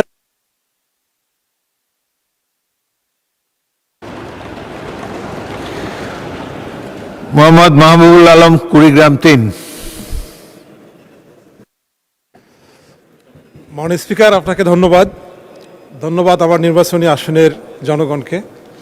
মাননীয় স্পিকার, আমার যে নির্বাচনী আসন সেখানে প্রায় 5 লক্ষ মানুষের বসবাস, দুদিকে 2টি নদী প্রবাহিত এবং 2টো নদীর 2 ধারে 2টি চর ইউনিয়ন এবং 6টি আংশিক চর ইউনিয়ন নিয়ে গঠিত। মাননীয় স্পিকার, এই চর ইউনিয়নগুলোতে এবং চর অঞ্চলগুলোর মধ্যে চলাচলের মধ্যে যেমন রাস্তা একেবারেই নেই, তেমনি পৌরসভা সহ বাকি যে ইউনিয়নগুলি আছে মাননীয় স্পিকার, এখানে 1170 কিলোমিটার রাস্তার মধ্যে মাত্র 270 কিলোমিটার পাকা রাস্তা। যে 270 কিলোমিটার পাকা রাস্তা মাননীয় স্পিকার, এগুলো আবার এখন চলাচলের অনেকটা অনুপযোগী। এজন্য মাননীয় স্পিকার, স্থানীয় সরকার মন্ত্রী মহোদয়ের প্রতি আমার বিশেষ অনুরোধ, উনি যদি একটি বিশেষ দৃষ্টি দেন, যেখানে মাত্র 21% রাস্তা পাকা, এখনও 79% রাস্তা হলো কাঁচা এবং চলাচল অনুপযোগী। সাথে সাথে মাননীয় স্পিকার, গত ইন্টারিম সময়ে বাংলাদেশের স্বল্পোন্নত 10টি থানার গ্রামীণ অবকাঠামো বিনির্মাণের জন্য একটা প্রজেক্ট নেওয়া হয়েছিল। এই প্রজেক্টে সৌভাগ্যক্রমে আমাদের উলিপুর থানাটি অনুন্নত হওয়ার কারণে 103 কোটি টাকার একটা বরাদ্দ পেয়েছিল। আমি মাননীয় স্থানীয় সরকার মন্ত্রী মহোদয়কে অনুরোধ করব, এই 103 কোটি টাকার অনুকূলে আমাদের থানা থেকে আমরা 70 কিলোমিটার রাস্তা পাকা হওয়ার জন্য আমরা মন্ত্রণালয়ে জমা দিয়েছি। আমি বিনীতভাবে অনুরোধ করব, যদি স্থানীয় সরকার মন্ত্রী মহোদয় যদি এটি পাশ করে দেয়, তাহলে অন্তত আমাদের যেমন 70 কিলোমিটার রাস্তা পাকা হবে, তেমনি আমাদের যে অন্যান্য কাঁচা রাস্তাগুলি আছে অথবা যে পাকা রাস্তাগুলি চলাচল অনুপযোগী আছে এই রাস্তাগুলো মেরামতের জন্য যদি ওনারা বিশেষ উদ্যোগ গ্রহণ করে তাহলে আমাদের এলাকার মানুষ উপকৃত হবে। ধন্যবাদ মাননীয় স্পিকার আপনাকে। মাননীয় সদস্য শামীম কায়সার একটু আগে বক্তব্য রাখলেন, আমি কি ঠিক বুঝতে পারলাম কিনা, এই সংসদের ক্যান্টিনে কি বিরোধী দলের সদস্যদেরকে ফ্রি খাওয়ানো হয়? মাননীয় স্পিকার আপনাকে ধন্যবাদ। একদিন তাদের সম্ভবত একটা ফিস্টের ব্যবস্থা ছিল, তো আমি যখন খাবার নিতে গিয়েছি মাননীয় স্পিকার, তখন আমাকে একজন সম্মানিত ওয়েটার এসে বলছেন যে ওই পাশে খাবারের ব্যবস্থা করা আছে। তো আমি যেটা বলতে চাচ্ছিলাম, ফ্যাক্ট এবং ন্যারেটিভের কানেক্টিভিটি না থাকলে পারসেপশন তৈরি হয়, এই পারসেপশনটা ভুল দিকে না যায়, এই জন্য মাননীয় স্পিকার আমাদের। কাজী রফিকুল ইসলাম, বগুড়া 1। মাননীয় স্পিকার আপনাকে ধন্যবাদ। আমার উত্থাপনী বিষয়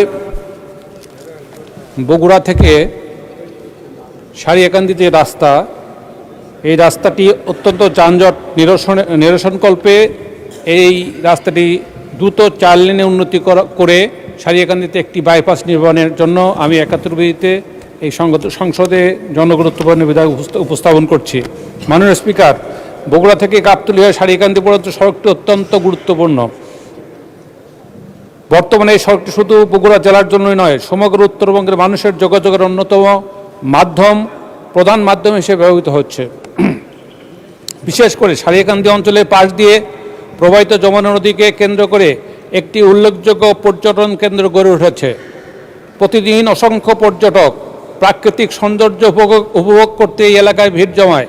পাশাপাশি এই পর্যটনকে ঘিরে সারিয়াকান্দি উপজেলায় একটি গুরুত্বপূর্ণ বাণিজ্যিক কেন্দ্র গড়ে উঠেছে।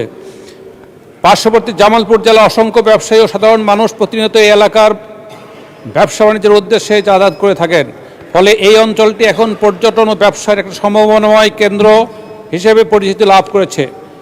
এই সড়ক দিয়ে প্রতিদিন অসংখ্য যাত্রীবাহী ও পণ্যবাহী যানবাহন চলাচল করে। এতে সড়কটির উপর অতিরিক্ত চাপ সৃষ্টি হচ্ছে এবং প্রায় দীর্ঘ যানজটের সৃষ্টি হচ্ছে, যার ফলে সারিয়াকান্দি উপজেলার সাধারণ মানুষ প্রতিনিয়ত চরম ভোগান্তির শিকার হচ্ছে। সড়কটির বর্তমান অবস্থা ও প্রস্থ যানবাহনের চাপের তুলনায় একেবারে অপ্রতুল। এর ফলে নিয়মিত যানজট সৃষ্টি হচ্ছে এবং জনগণের মূল্যবান সময় অপচয় হচ্ছে। মাননীয় স্পিকার, আপনার মাধ্যমে আমি এই সংসদে এই বগুড়া থেকে গাবতলী হয়ে সারিয়াকান্দি রাস্তাটি 4 লেন করে গাবতলী এবং সারিয়াকান্দিতে 2টি বাইপাস নির্মাণের জন্য আমি আহ্বান জানাচ্ছি। আপনাকে ধন্যবাদ মাননীয় স্পিকার। একজন মাননীয় সদস্য আমাকে একটি চিঠি পাঠিয়েছেন। তিনি বলেছেন যে প্রতিদিনই এলাকার সমস্যা নিয়ে 71 প্রশ্ন করছি, সুযোগ পাচ্ছি না, এলাকায় আমার খুবই বদনাম হচ্ছে। আজও আমার নাম আছে, তো অনেক সিরিয়াল ব্রেক করে তাকে একটা সুযোগ দিতে চাই যাতে তার সুনাম তিনি পুনরুদ্ধার করতে পারেন। সাইফুল আলম, ঢাকা 12।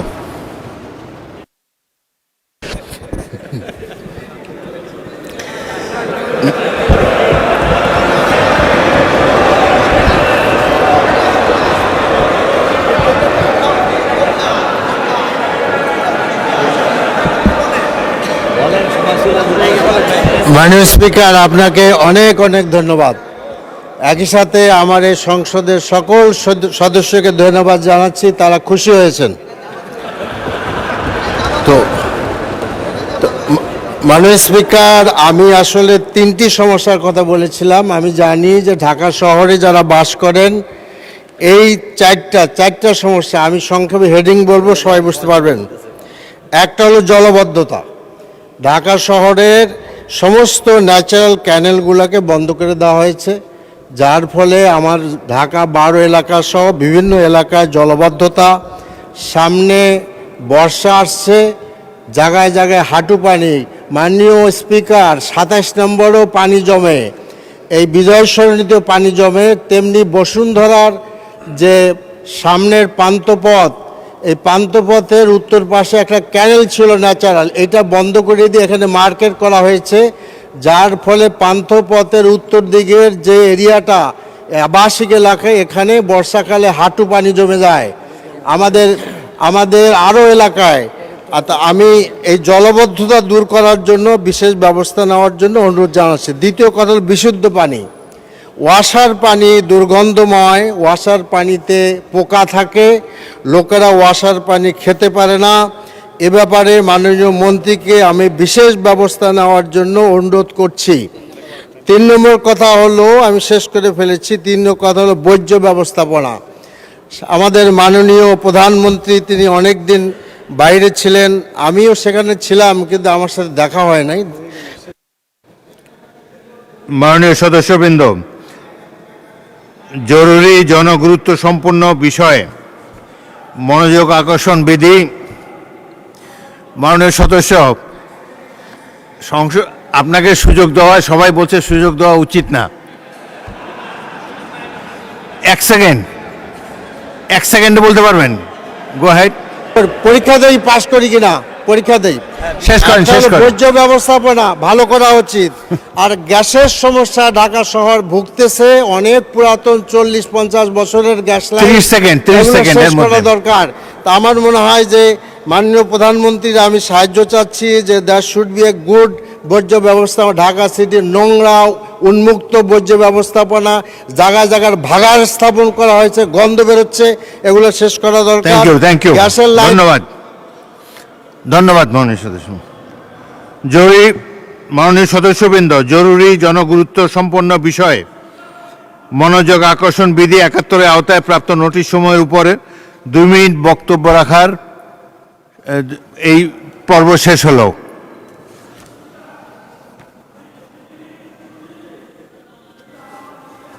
মাইক দেন, ওনাকে মাইক দেন। কেন আসছে না আমি জানি না, এখানে কি হইলে আসবে সেটা আমার জানা নেই। আর আপনি যখন স্পিকার, আমার অনেক আশা ছিল যে আমি চান্স পাবো, কারণ আমার যিনি অভিভাবক ছিলেন শিক্ষায়, আপনার সহধর্মিনী, উনি থাকলে আপনার বিষয় হয়তো আমি বিচার দিতে পারতাম ওনার কাছে। এখন যেহেতু উনি নাই, সেই সুযোগ নাই। কিন্তু আমি যে বিষয়গুলি বলতে চাচ্ছি মাননীয় স্পিকার, খুবই গুরুত্বপূর্ণ। এনটিআরসি নিয়ে একটা গুরুত্বপূর্ণ বিষয় সারা দেশের শিক্ষকদের মধ্যে আতঙ্ক বিরাজ করছে। আরেকটি বিষয় হলো শিক্ষক কর্মচারী কল্যাণ ট্রাস্টের কমিটি দিচ্ছে না। বিগত সরকারও কমিটি দেয়নি, এখন আমরা এসেও সেই কমিটি কেন দিতে পারবো? মাননীয় সদস্য নোটিশ দেন, আমরা নোটিশ আমি দিয়েছি মাননীয় স্পিকার, আমি প্রতিদিনই নোটিশ দেই। এখন এনটিআরসি এর বিষয়টি এখানে মাননীয় সাবেক মন্ত্রী ডক্টর ওসমান ফারুক সাহেব আছেন, আব্দুল সালাম পিন্টু সাহেব আছেন। এনটিআরসি গঠন করা হয়েছিল, এটার অর্থ হলো national teachers recruitment certificate authority. শিক্ষক নিবন্ধন দিবে, সেই শিক্ষক নিবন্ধন না দিয়ে এখন এনটিআরসিতে যারা বসে আছে তারা আওয়ামী লীগের লোক। সেই ফ্যাসিস্টদেরকে সেখানে বসিয়ে রেখে আপনি কিভাবে শিক্ষক নিয়োগ দিবেন? এখানে জামাত শিবিরের এই কোনো শিক্ষক ওই সময় নিয়োগ দেওয়া হয় নাই, তারা জামাত শিবির করে, তারা বিএনপি করে। সমস্ত প্রতিষ্ঠানের অধ্যক্ষ এবং প্রধান শিক্ষকরা জামাতের, আওয়ামী লীগের। ধন্যবাদ। সেখানে আমাদের কোনো লোক নাই, এই বিষয়ে কথা বলতে চাই। ধন্যবাদ মাননীয় সদস্য। আজকে আপনার সিরিয়াল ছিল অনেক দূরে, 14 নম্বরে না 52 নম্বরে ছিল আপনার সিরিয়াল। এনিওয়ে, আপনি চেষ্টা করেন, ভবিষ্যতে তুলতে পারবেন।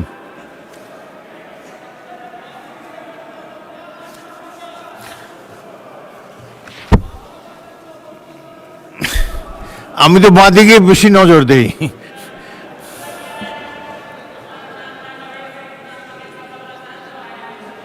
আপনি হাউসে ছিলেন না।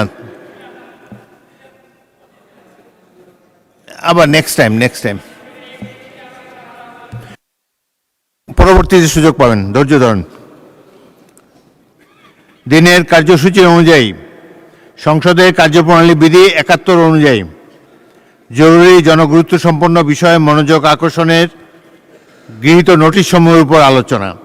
প্রথমে আমি শেরপুর 2 থেকে নির্বাচিত মাননীয় সদস্য মোহাম্মদ ফাহিম চৌধুরীকে তার জরুরি জনগুরুত্ব সম্পন্ন বিষয়ে মনোযোগ আকর্ষণের নোটিশটি পড়ার জন্য আহ্বান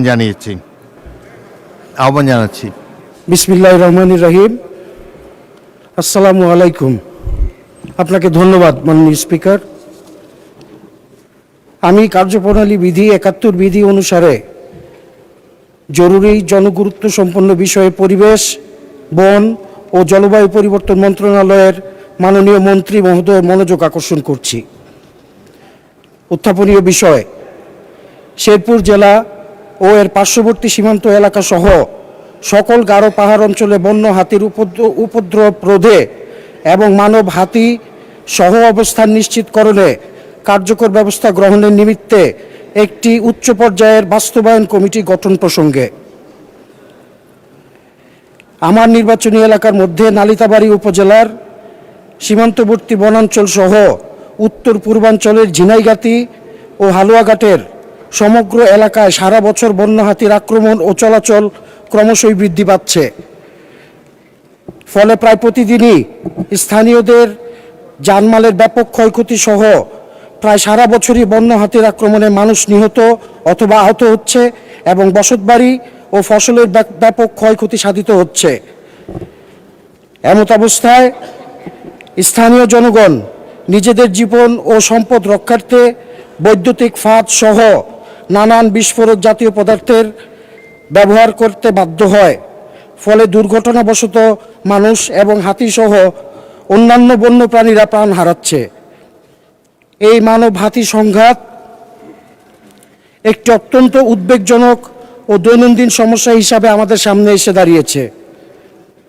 মানব হাতি সহ অন্যান্য বিপন্ন প্রাণী সম্পদের সহ অবস্থান নিশ্চিতকরণে এবং এলাকাবাসীকে বন্য হাতির উপদ্রব হতে রক্ষার জন্য বন, পরিবেশ ও জলবায়ু পরিবর্তন মন্ত্রণালয়ের অধীনে সংশ্লিষ্ট বিভাগসমূহের সমন্বয়ে একটি উচ্চ পর্যায়ের বাস্তবায়ন কমিটি গঠন করত জরুরি ভিত্তিতে নিম্নের কার্যকর পদক্ষেপ গ্রহণ করার অনুরোধ রইল।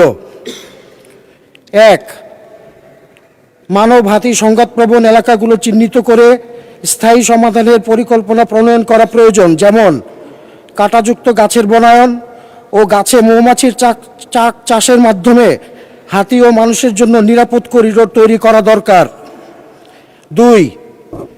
বিচরণের জন্য হাতির নিরাপদ করিডোর সহ আবাসস্থল, অস্থায়ী বিশ্রামাগার, কাদাযুক্ত পুকুর, মিঠা পানির জলাশয় স্থাপন ও সংস্কারের প্রকল্প ও উন্নয়নের প্রকল্প বাস্তবায়ন নিশ্চিত করা প্রয়োজন। 3.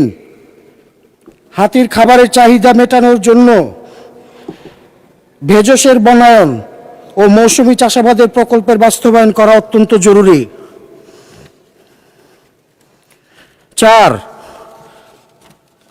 সীমান্তবর্তী এলাকায় watch tower, solar light, siren system ও প্রশিক্ষিত রেসপন্স টিমের গঠনকরণ।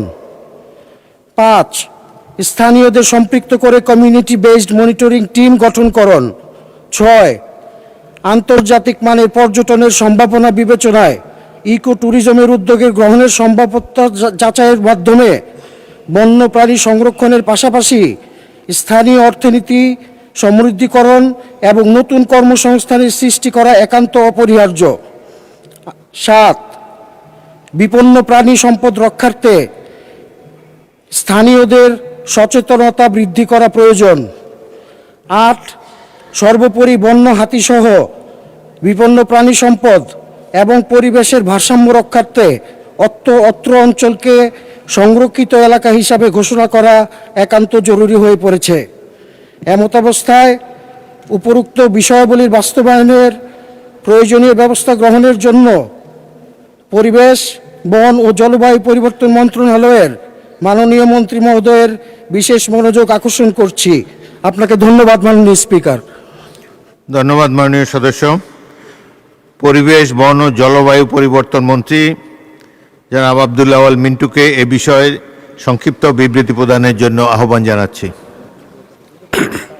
ধন্যবাদ মাননীয় স্পিকার। মাননীয় সংসদ সদস্যের এই নোটিশটিতে কিন্তু অনেকগুলো প্রশ্ন জড়িত। আমি একে একে উত্তর দিচ্ছি, তারপরে যখন আপনি বলবেন তখন সেটাকে পঠিত বলে গণ্য হবে। শেরপুর জেলার নালিতাবাড়ী উপজেলার সীমান্তবর্তী বন অঞ্চল সহ উত্তর পূর্ব অঞ্চলে ঝিনাইগাতি ও ময়মনসিংহ জেলার হালুয়াঘাট উপজেলার বিভিন্ন এলাকায় সারা বছর বন্য হাতির চলাচল ব্যাপকভাবে এবং দিন দিন বৃদ্ধি পাচ্ছে। ফলে জানমালের ব্যাপক ক্ষয়ক্ষতি হচ্ছে। মানুষ হাতি দ্বন্দ্ব নিরসন, সহাবস্থান ও সংরক্ষণের লক্ষ্যে মন্ত্রণালয় কর্তৃক বিভাগীয় পর্যায়ে জেলা পর্যায়ে এবং উপজেলা পর্যায়ে কমিটি গঠন করা হয়েছে। এছাড়াও ময়মনসিংহ, শেরপুর, নেত্রকোনা এবং জামালপুর জেলার হাতি অধ্যুষিত গারো পাহাড় এলাকায় প্রতিবেশ সহনশীল বন পুনরুদ্ধারের লক্ষ্যে বিশেষায়িত 7 সদস্য বিশিষ্ট কারিগরি কমিটি এবং মানুষ ও বন্য হাতি দ্বন্দ্ব নিরসনের বিষয় সম্পর্কে অধিকতর ধারণা লাভ, বন বিভাগের আওতাধীন সীমান্তবর্তী এলাকায় সৌর বিদ্যুৎ পরিচালিত ফেন্সিং তৈরি সহ সম্ভাব্য অন্যান্য করণীয় সম্পর্কে নিশ্চিত হওয়ার লক্ষ্যে 6 সদস্য বিশিষ্ট কারিগরি কমিটি গঠন করা হয়েছে। মানুষ হাতি দ্বন্দ্ব নিরসন, সহাবস্থান এবং সংরক্ষণের লক্ষ্যে বন অধিদপ্তর কর্তৃক 2টি প্রকল্প গ্রহণ করা হয়েছে। প্রকল্পের কার্যক্রমের মধ্যে নিম্নবর্ণিত পদক্ষেপসমূহ অন্তর্ভুক্ত আছে। 1. মানব হাতি সংঘাতপ্রবণ এলাকাগুলো চিহ্নিত করে সমাধানের জন্য জীববৈচিত্র্য সংরক্ষণ এবং জলবায়ু অভিযোজন, বাংলাদেশের বনাঞ্চলে বিভিন্ন বিপন্ন প্রজাতির বন্যপ্রাণী সংরক্ষণ, রিইন্ট্রোডাকশন ও হাতি ও মানুষ দ্বন্দ্ব নিরসন প্রকল্প। খ. হাতি সংরক্ষণ শীর্ষক প্রকল্প, যা বর্তমানে গ্রহণ করা হয়েছে। 2. বাংলাদেশের বন অঞ্চলে বিপন্ন প্রজাতির বন্যপ্রাণী সংরক্ষণ, রিইন্ট্রোডাকশন ও হাতি মানুষ দ্বন্দ্ব নিরসন প্রকল্পের মাধ্যমে হাতির আবাসস্থল সংরক্ষণ করা হচ্ছে এবং হাতি সংরক্ষণ শীর্ষক প্রকল্পের মাধ্যমে হাতি চলাচলের জন্য নিরাপদ করিডোর, হাতির আবাসস্থল সংরক্ষণ ও উন্নয়নের কাজ বর্তমানে চলমান আছে। মাননীয় মন্ত্রী, উত্তরের বাকি অংশ পঠিত বলে গণ্য করা যেতে পারে। মাননীয় স্পিকার, আপনাকে ধন্যবাদ। মাননীয় সদস্য একটি প্রশ্ন করতে পারেন। ধন্যবাদ মাননীয় স্পিকার। আপনার মাধ্যমে মাননীয় মন্ত্রী মহোদয়কেও ধন্যবাদ। মাননীয় স্পিকার, বর্তমানে বাংলাদেশে সর্বমোট 25টি অভয়ারণ্য বা সংরক্ষিত এলাকা বিদ্যমান। তন্মধ্যে গত 2015 সালে তৎকালীন সরকার 6টিকে বন্য হাতির জন্য সংরক্ষিত এলাকা বা অভয়ারণ্য হিসাবে ঘোষণা দেয় এবং বন্য হাতির চলাচলের জন্য ছোট বড় মিলিয়ে সর্বমোট 12টি করিডোর চিহ্নিত করা হয়, যার প্রায় সবই চট্টগ্রাম ও কক্সবাজার এলাকায় অবস্থিত।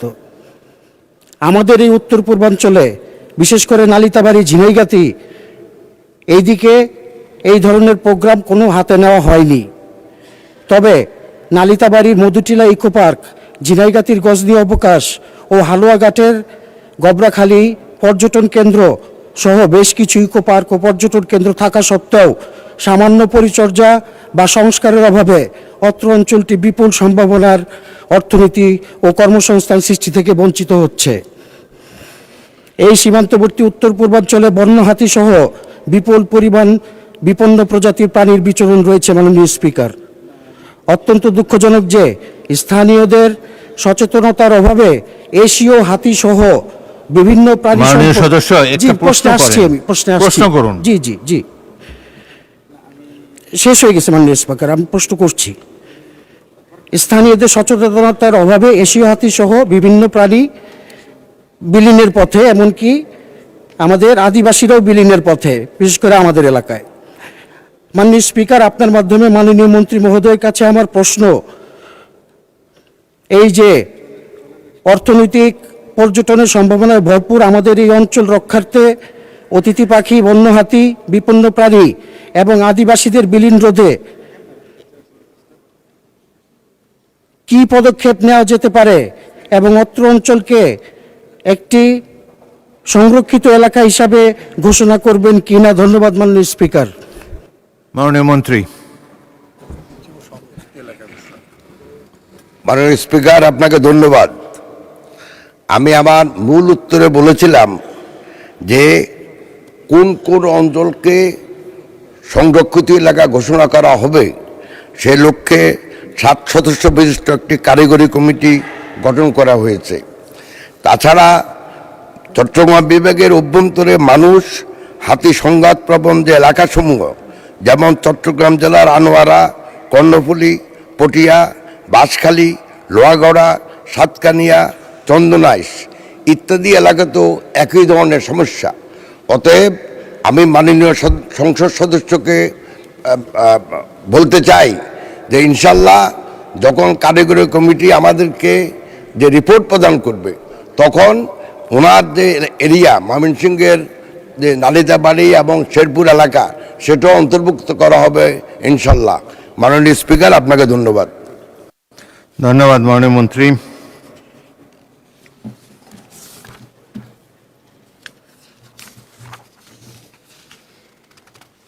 পরেরটা কই?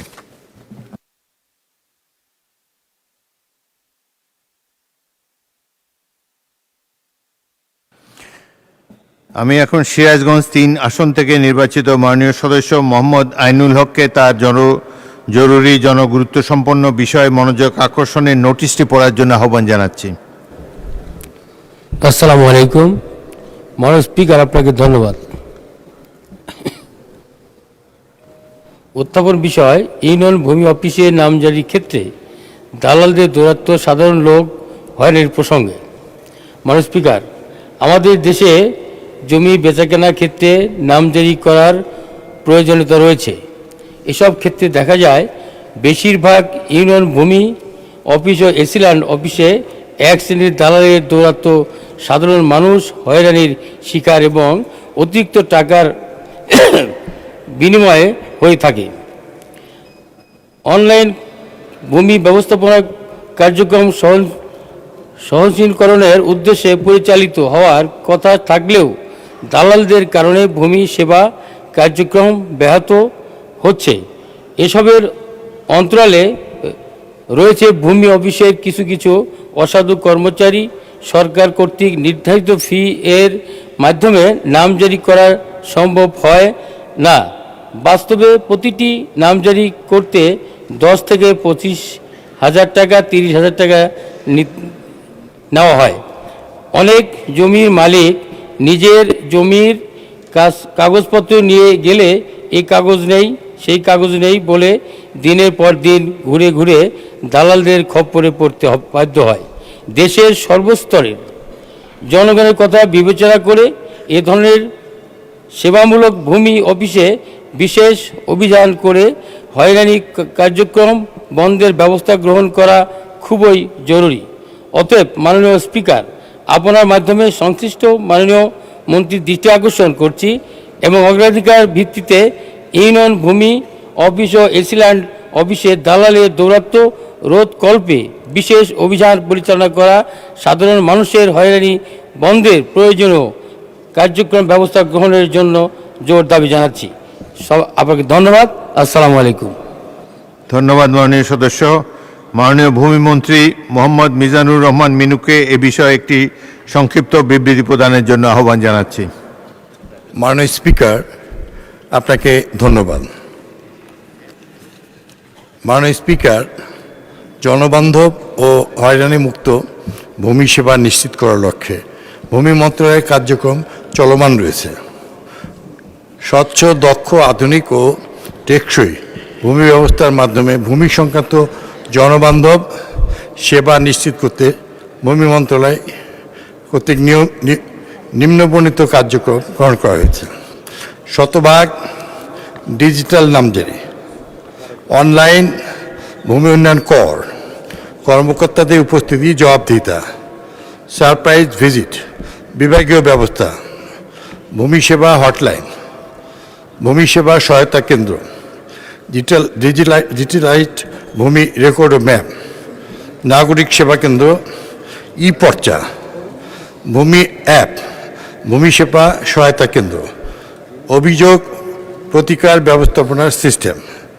মাননীয় স্পিকার, ভূমি মন্ত্রণালয় এই 2 মাসের কার্যক্রমে আমরা অতীতে অনেক কিছু থেকে ভূমি মন্ত্রণালয়কে জনগণের জনবান্ধব করার জন্য এবং দুর্নীতিমুক্ত করার জন্য ব্যাপক কার্যক্রম হাতে নিয়েছি।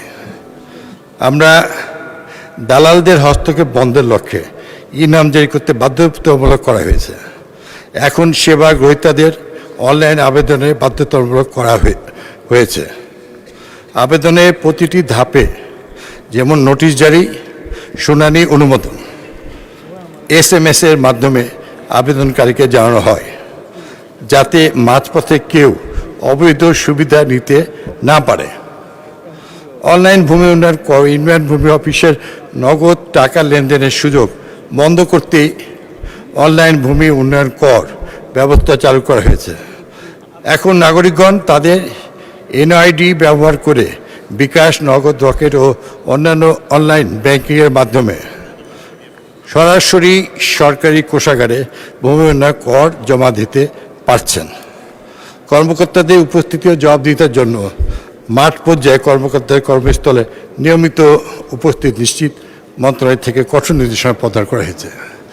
মাননীয় স্পিকার, মাননীয় ডেপুটি স্পিকার আমাদের ভূমি প্রতিমন্ত্রী থাকাকালে তিনি এবং আমরা সবসময় গোটা দেশের বিভিন্ন সেন্সিটিভ জায়গায় আমরা প্রদক্ষিণ করে আসছি, এখনও চলমান। আমরা আশা করছি মাননীয় সংসদ সদস্য যে বক্তব্য আমাদের সামনে তুলে ধরেছেন, আমরা ইনশাল্লাহ খুব দ্রুতই আমরা আরও কল্যাণমুখী ভূমি ব্যবস্থা সুনিশ্চিত করতে পারব। মাননীয় স্পিকার, আপনাকে অনেক ধন্যবাদ। ধন্যবাদ মাননীয় মন্ত্রী। মাননীয় সদস্য আব্দুল হান্নান মাসুদ, আপনি কি সরকারি দলে যোগ দিয়েছেন নাকি? Floor crossing is not allowed at this stage. মাননীয় সদস্য মোহাম্মদ আইনুল হক, আপনি এই বিষয়ে একটি প্রশ্ন করতে পারেন। মাননীয় স্পিকার, আপনাকে ধন্যবাদ। আমি প্রস্তুত রাখছি এসিলার অফিস এবং ভূমি অফিস এখানে দুর্নীতিমুক্ত দেখতে চাই এবং সাধারণ মানুষ যাতে দিনের পর দিন না ঘুরে এই নামজারি পিছিয়ে ঘুরতে ঘুরতে মানুষের অর্থ ক্ষতি হয়, যাতে আর না ঘুরতে হয় সেই ব্যবস্থা আমি মাননীয় মন্ত্রীর কাছে চাই। আপনাকে ধন্যবাদ। মাননীয় মন্ত্রী। মাননীয় স্পিকার, আমাদের মাননীয় সংসদ সদস্য জনাব হান্না সাহেব, উনি অত্যন্ত জনপ্রিয় ব্যক্তি এবং তিনি মানুষের সকল অসুবিধাগুলি তিনি সবসময় আমাদেরকে জানান। আমি আশা করব মাননীয় সকল সংসদ সদস্য এই বিষয়গুলি আপনাদের কাছে অবশ্যই সর্বস্তরের জনসাধারণ বলেন। আপনারা আমাদের যে ভূমি মন্ত্রণালয়ের আমাদের কল সেন্টার 16122 এবং সেই সঙ্গে ওয়ান স্টপ সার্ভিস আমাদের আছে ভূমি আমাদের ভবনে। আমাদের সেই সঙ্গে জনগণ যেন ভোগান্তি যেন না হয় তার জন্য আমাদের তথ্য পরামর্শ আমাদের কেন্দ্র আছে। আমি আশা করব যে আপনারা এই বিষয়ে সবাই উদ্যোগ নিলে আমাদের জনগণের আরও সুযোগ ভূমি বিষয়ে সুনিশ্চিত করা, দুর্নীতিমুক্ত করা সম্ভব হবে। মাননীয় স্পিকার, আপনাকে অনেক ধন্যবাদ। পরবর্তী নোটিশটি দিয়েছিলেন মোহাম্মদ আখতারুজ্জামান, ময়মনসিংহ 10, কিন্তু এ বিষয়ে মাননীয় প্রধানমন্ত্রী কিন্তু উত্তর দিয়েছেন সার ডিলারদের ব্যাপারে। আপনি কি উত্থাপন করতে চান? প্রয়োজন আছে?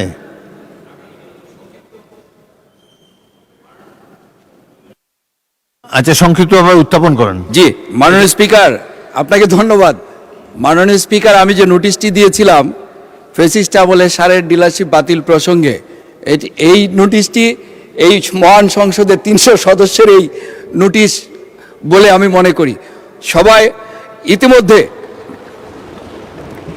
ইতিমধ্যে এই নোটিশটির বিষয়ে মাননীয় চিফ হুইপ, মাননীয় প্রধানমন্ত্রী দৃষ্টি আকর্ষণ করেছেন। মাননীয় প্রধানমন্ত্রী ইতিমধ্যে একটি বিবৃতি দিয়ে মাননীয় সদস্য, মাননীয় কৃষিমন্ত্রী কি আছেন? আচ্ছা, উত্তর দিতে পারেন, সংক্ষেপে বলেন। এ ব্যাপারটা নিষ্পত্তি হয়ে গিয়েছে। স্যার, উত্তর দেওয়ার কিছু না, এখানে সবাই সচেতন মানুষ, জনগণের প্রতিনিধি। আমার এই প্রশ্নটা আগে উঠেছে, মাননীয় প্রধানমন্ত্রী অ্যান্সার দিয়েছে, উত্তর আমার একটাই, চমৎকার के लिए इशारा है काफी। ধন্যবাদ। মাননীয়, আপনি শেষ করেছেন মাননীয় মন্ত্রী? Have you finished? আমরা যে নিয়মটা বর্তমানে যেটা করেছে যে নিয়মে নতুন নিয়োগ দেওয়া হয়েছে, এটার ভিতরে প্রত্যেকটা কমিটিতে ওই এলাকার মাননীয় সংসদ সদস্যকে ওই কমিটির উপদেষ্টা রাখা হয়েছে। আগে যেটা ছিল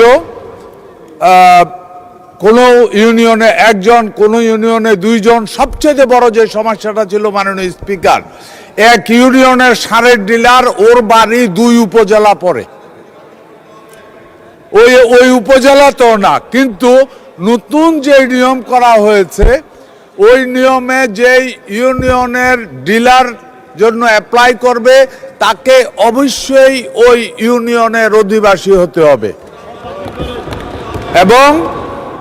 এবং ওই ওয়ার্ডের ফার্স্ট প্রায়োরিটি ওই ওয়ার্ডের বাসিন্দা হতে হবে এবং ওই প্রতিটা 3টা ওয়ার্ড মিলে একটা ব্লক, ওই ব্লকের লোকেরই ডিলারশিপের জন্য অ্যাপ্লাই করার বৈধ অধিকার আছে মাননীয় স্পিকার। এবং ওই যেটা আছে, ধন্যবাদ মাননীয় মন্ত্রী।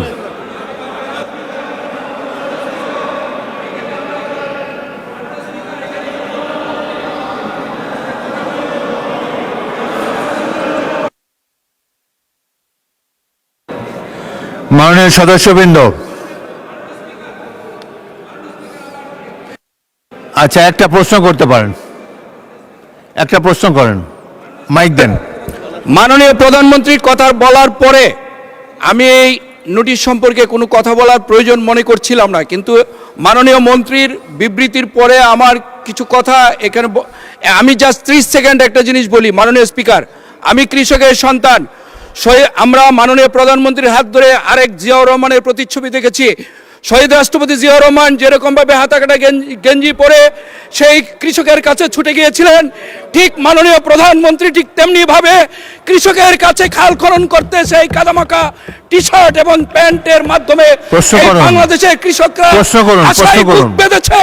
এই মাননীয় প্রধানমন্ত্রীর মাধ্যমে কৃষকরা স্বয়ংসম্পূর্ণ হবে, তারা ন্যায্য মূল্যে সার পাবে, বিপণন ব্যবস্থা, সঠিক বিপণন ব্যবস্থা ফিরে পাবে।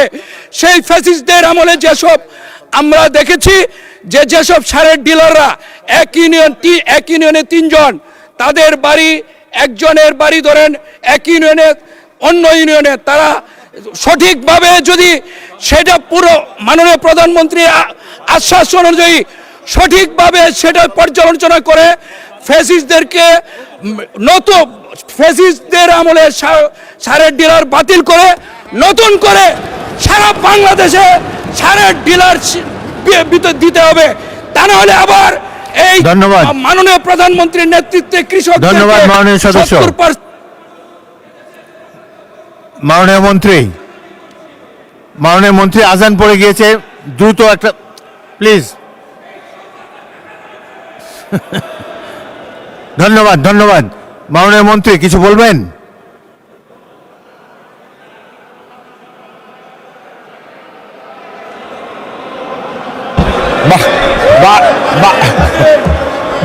সংক্ষেপে বলুন, সংক্ষেপে। মাননীয় মন্ত্রী সংক্ষেপে উত্তর দেন, আজান পড়ে গিয়েছে, বলার কিছু নেই। ধন্যবাদ। মাননীয় সদস্যবৃন্দ, সংসদের বৈঠক আসরের নামাজের জন্য 30 মিনিটের বিরতি দেওয়া হলো। আপনাদের সহযোগিতার জন্য ধন্যবাদ।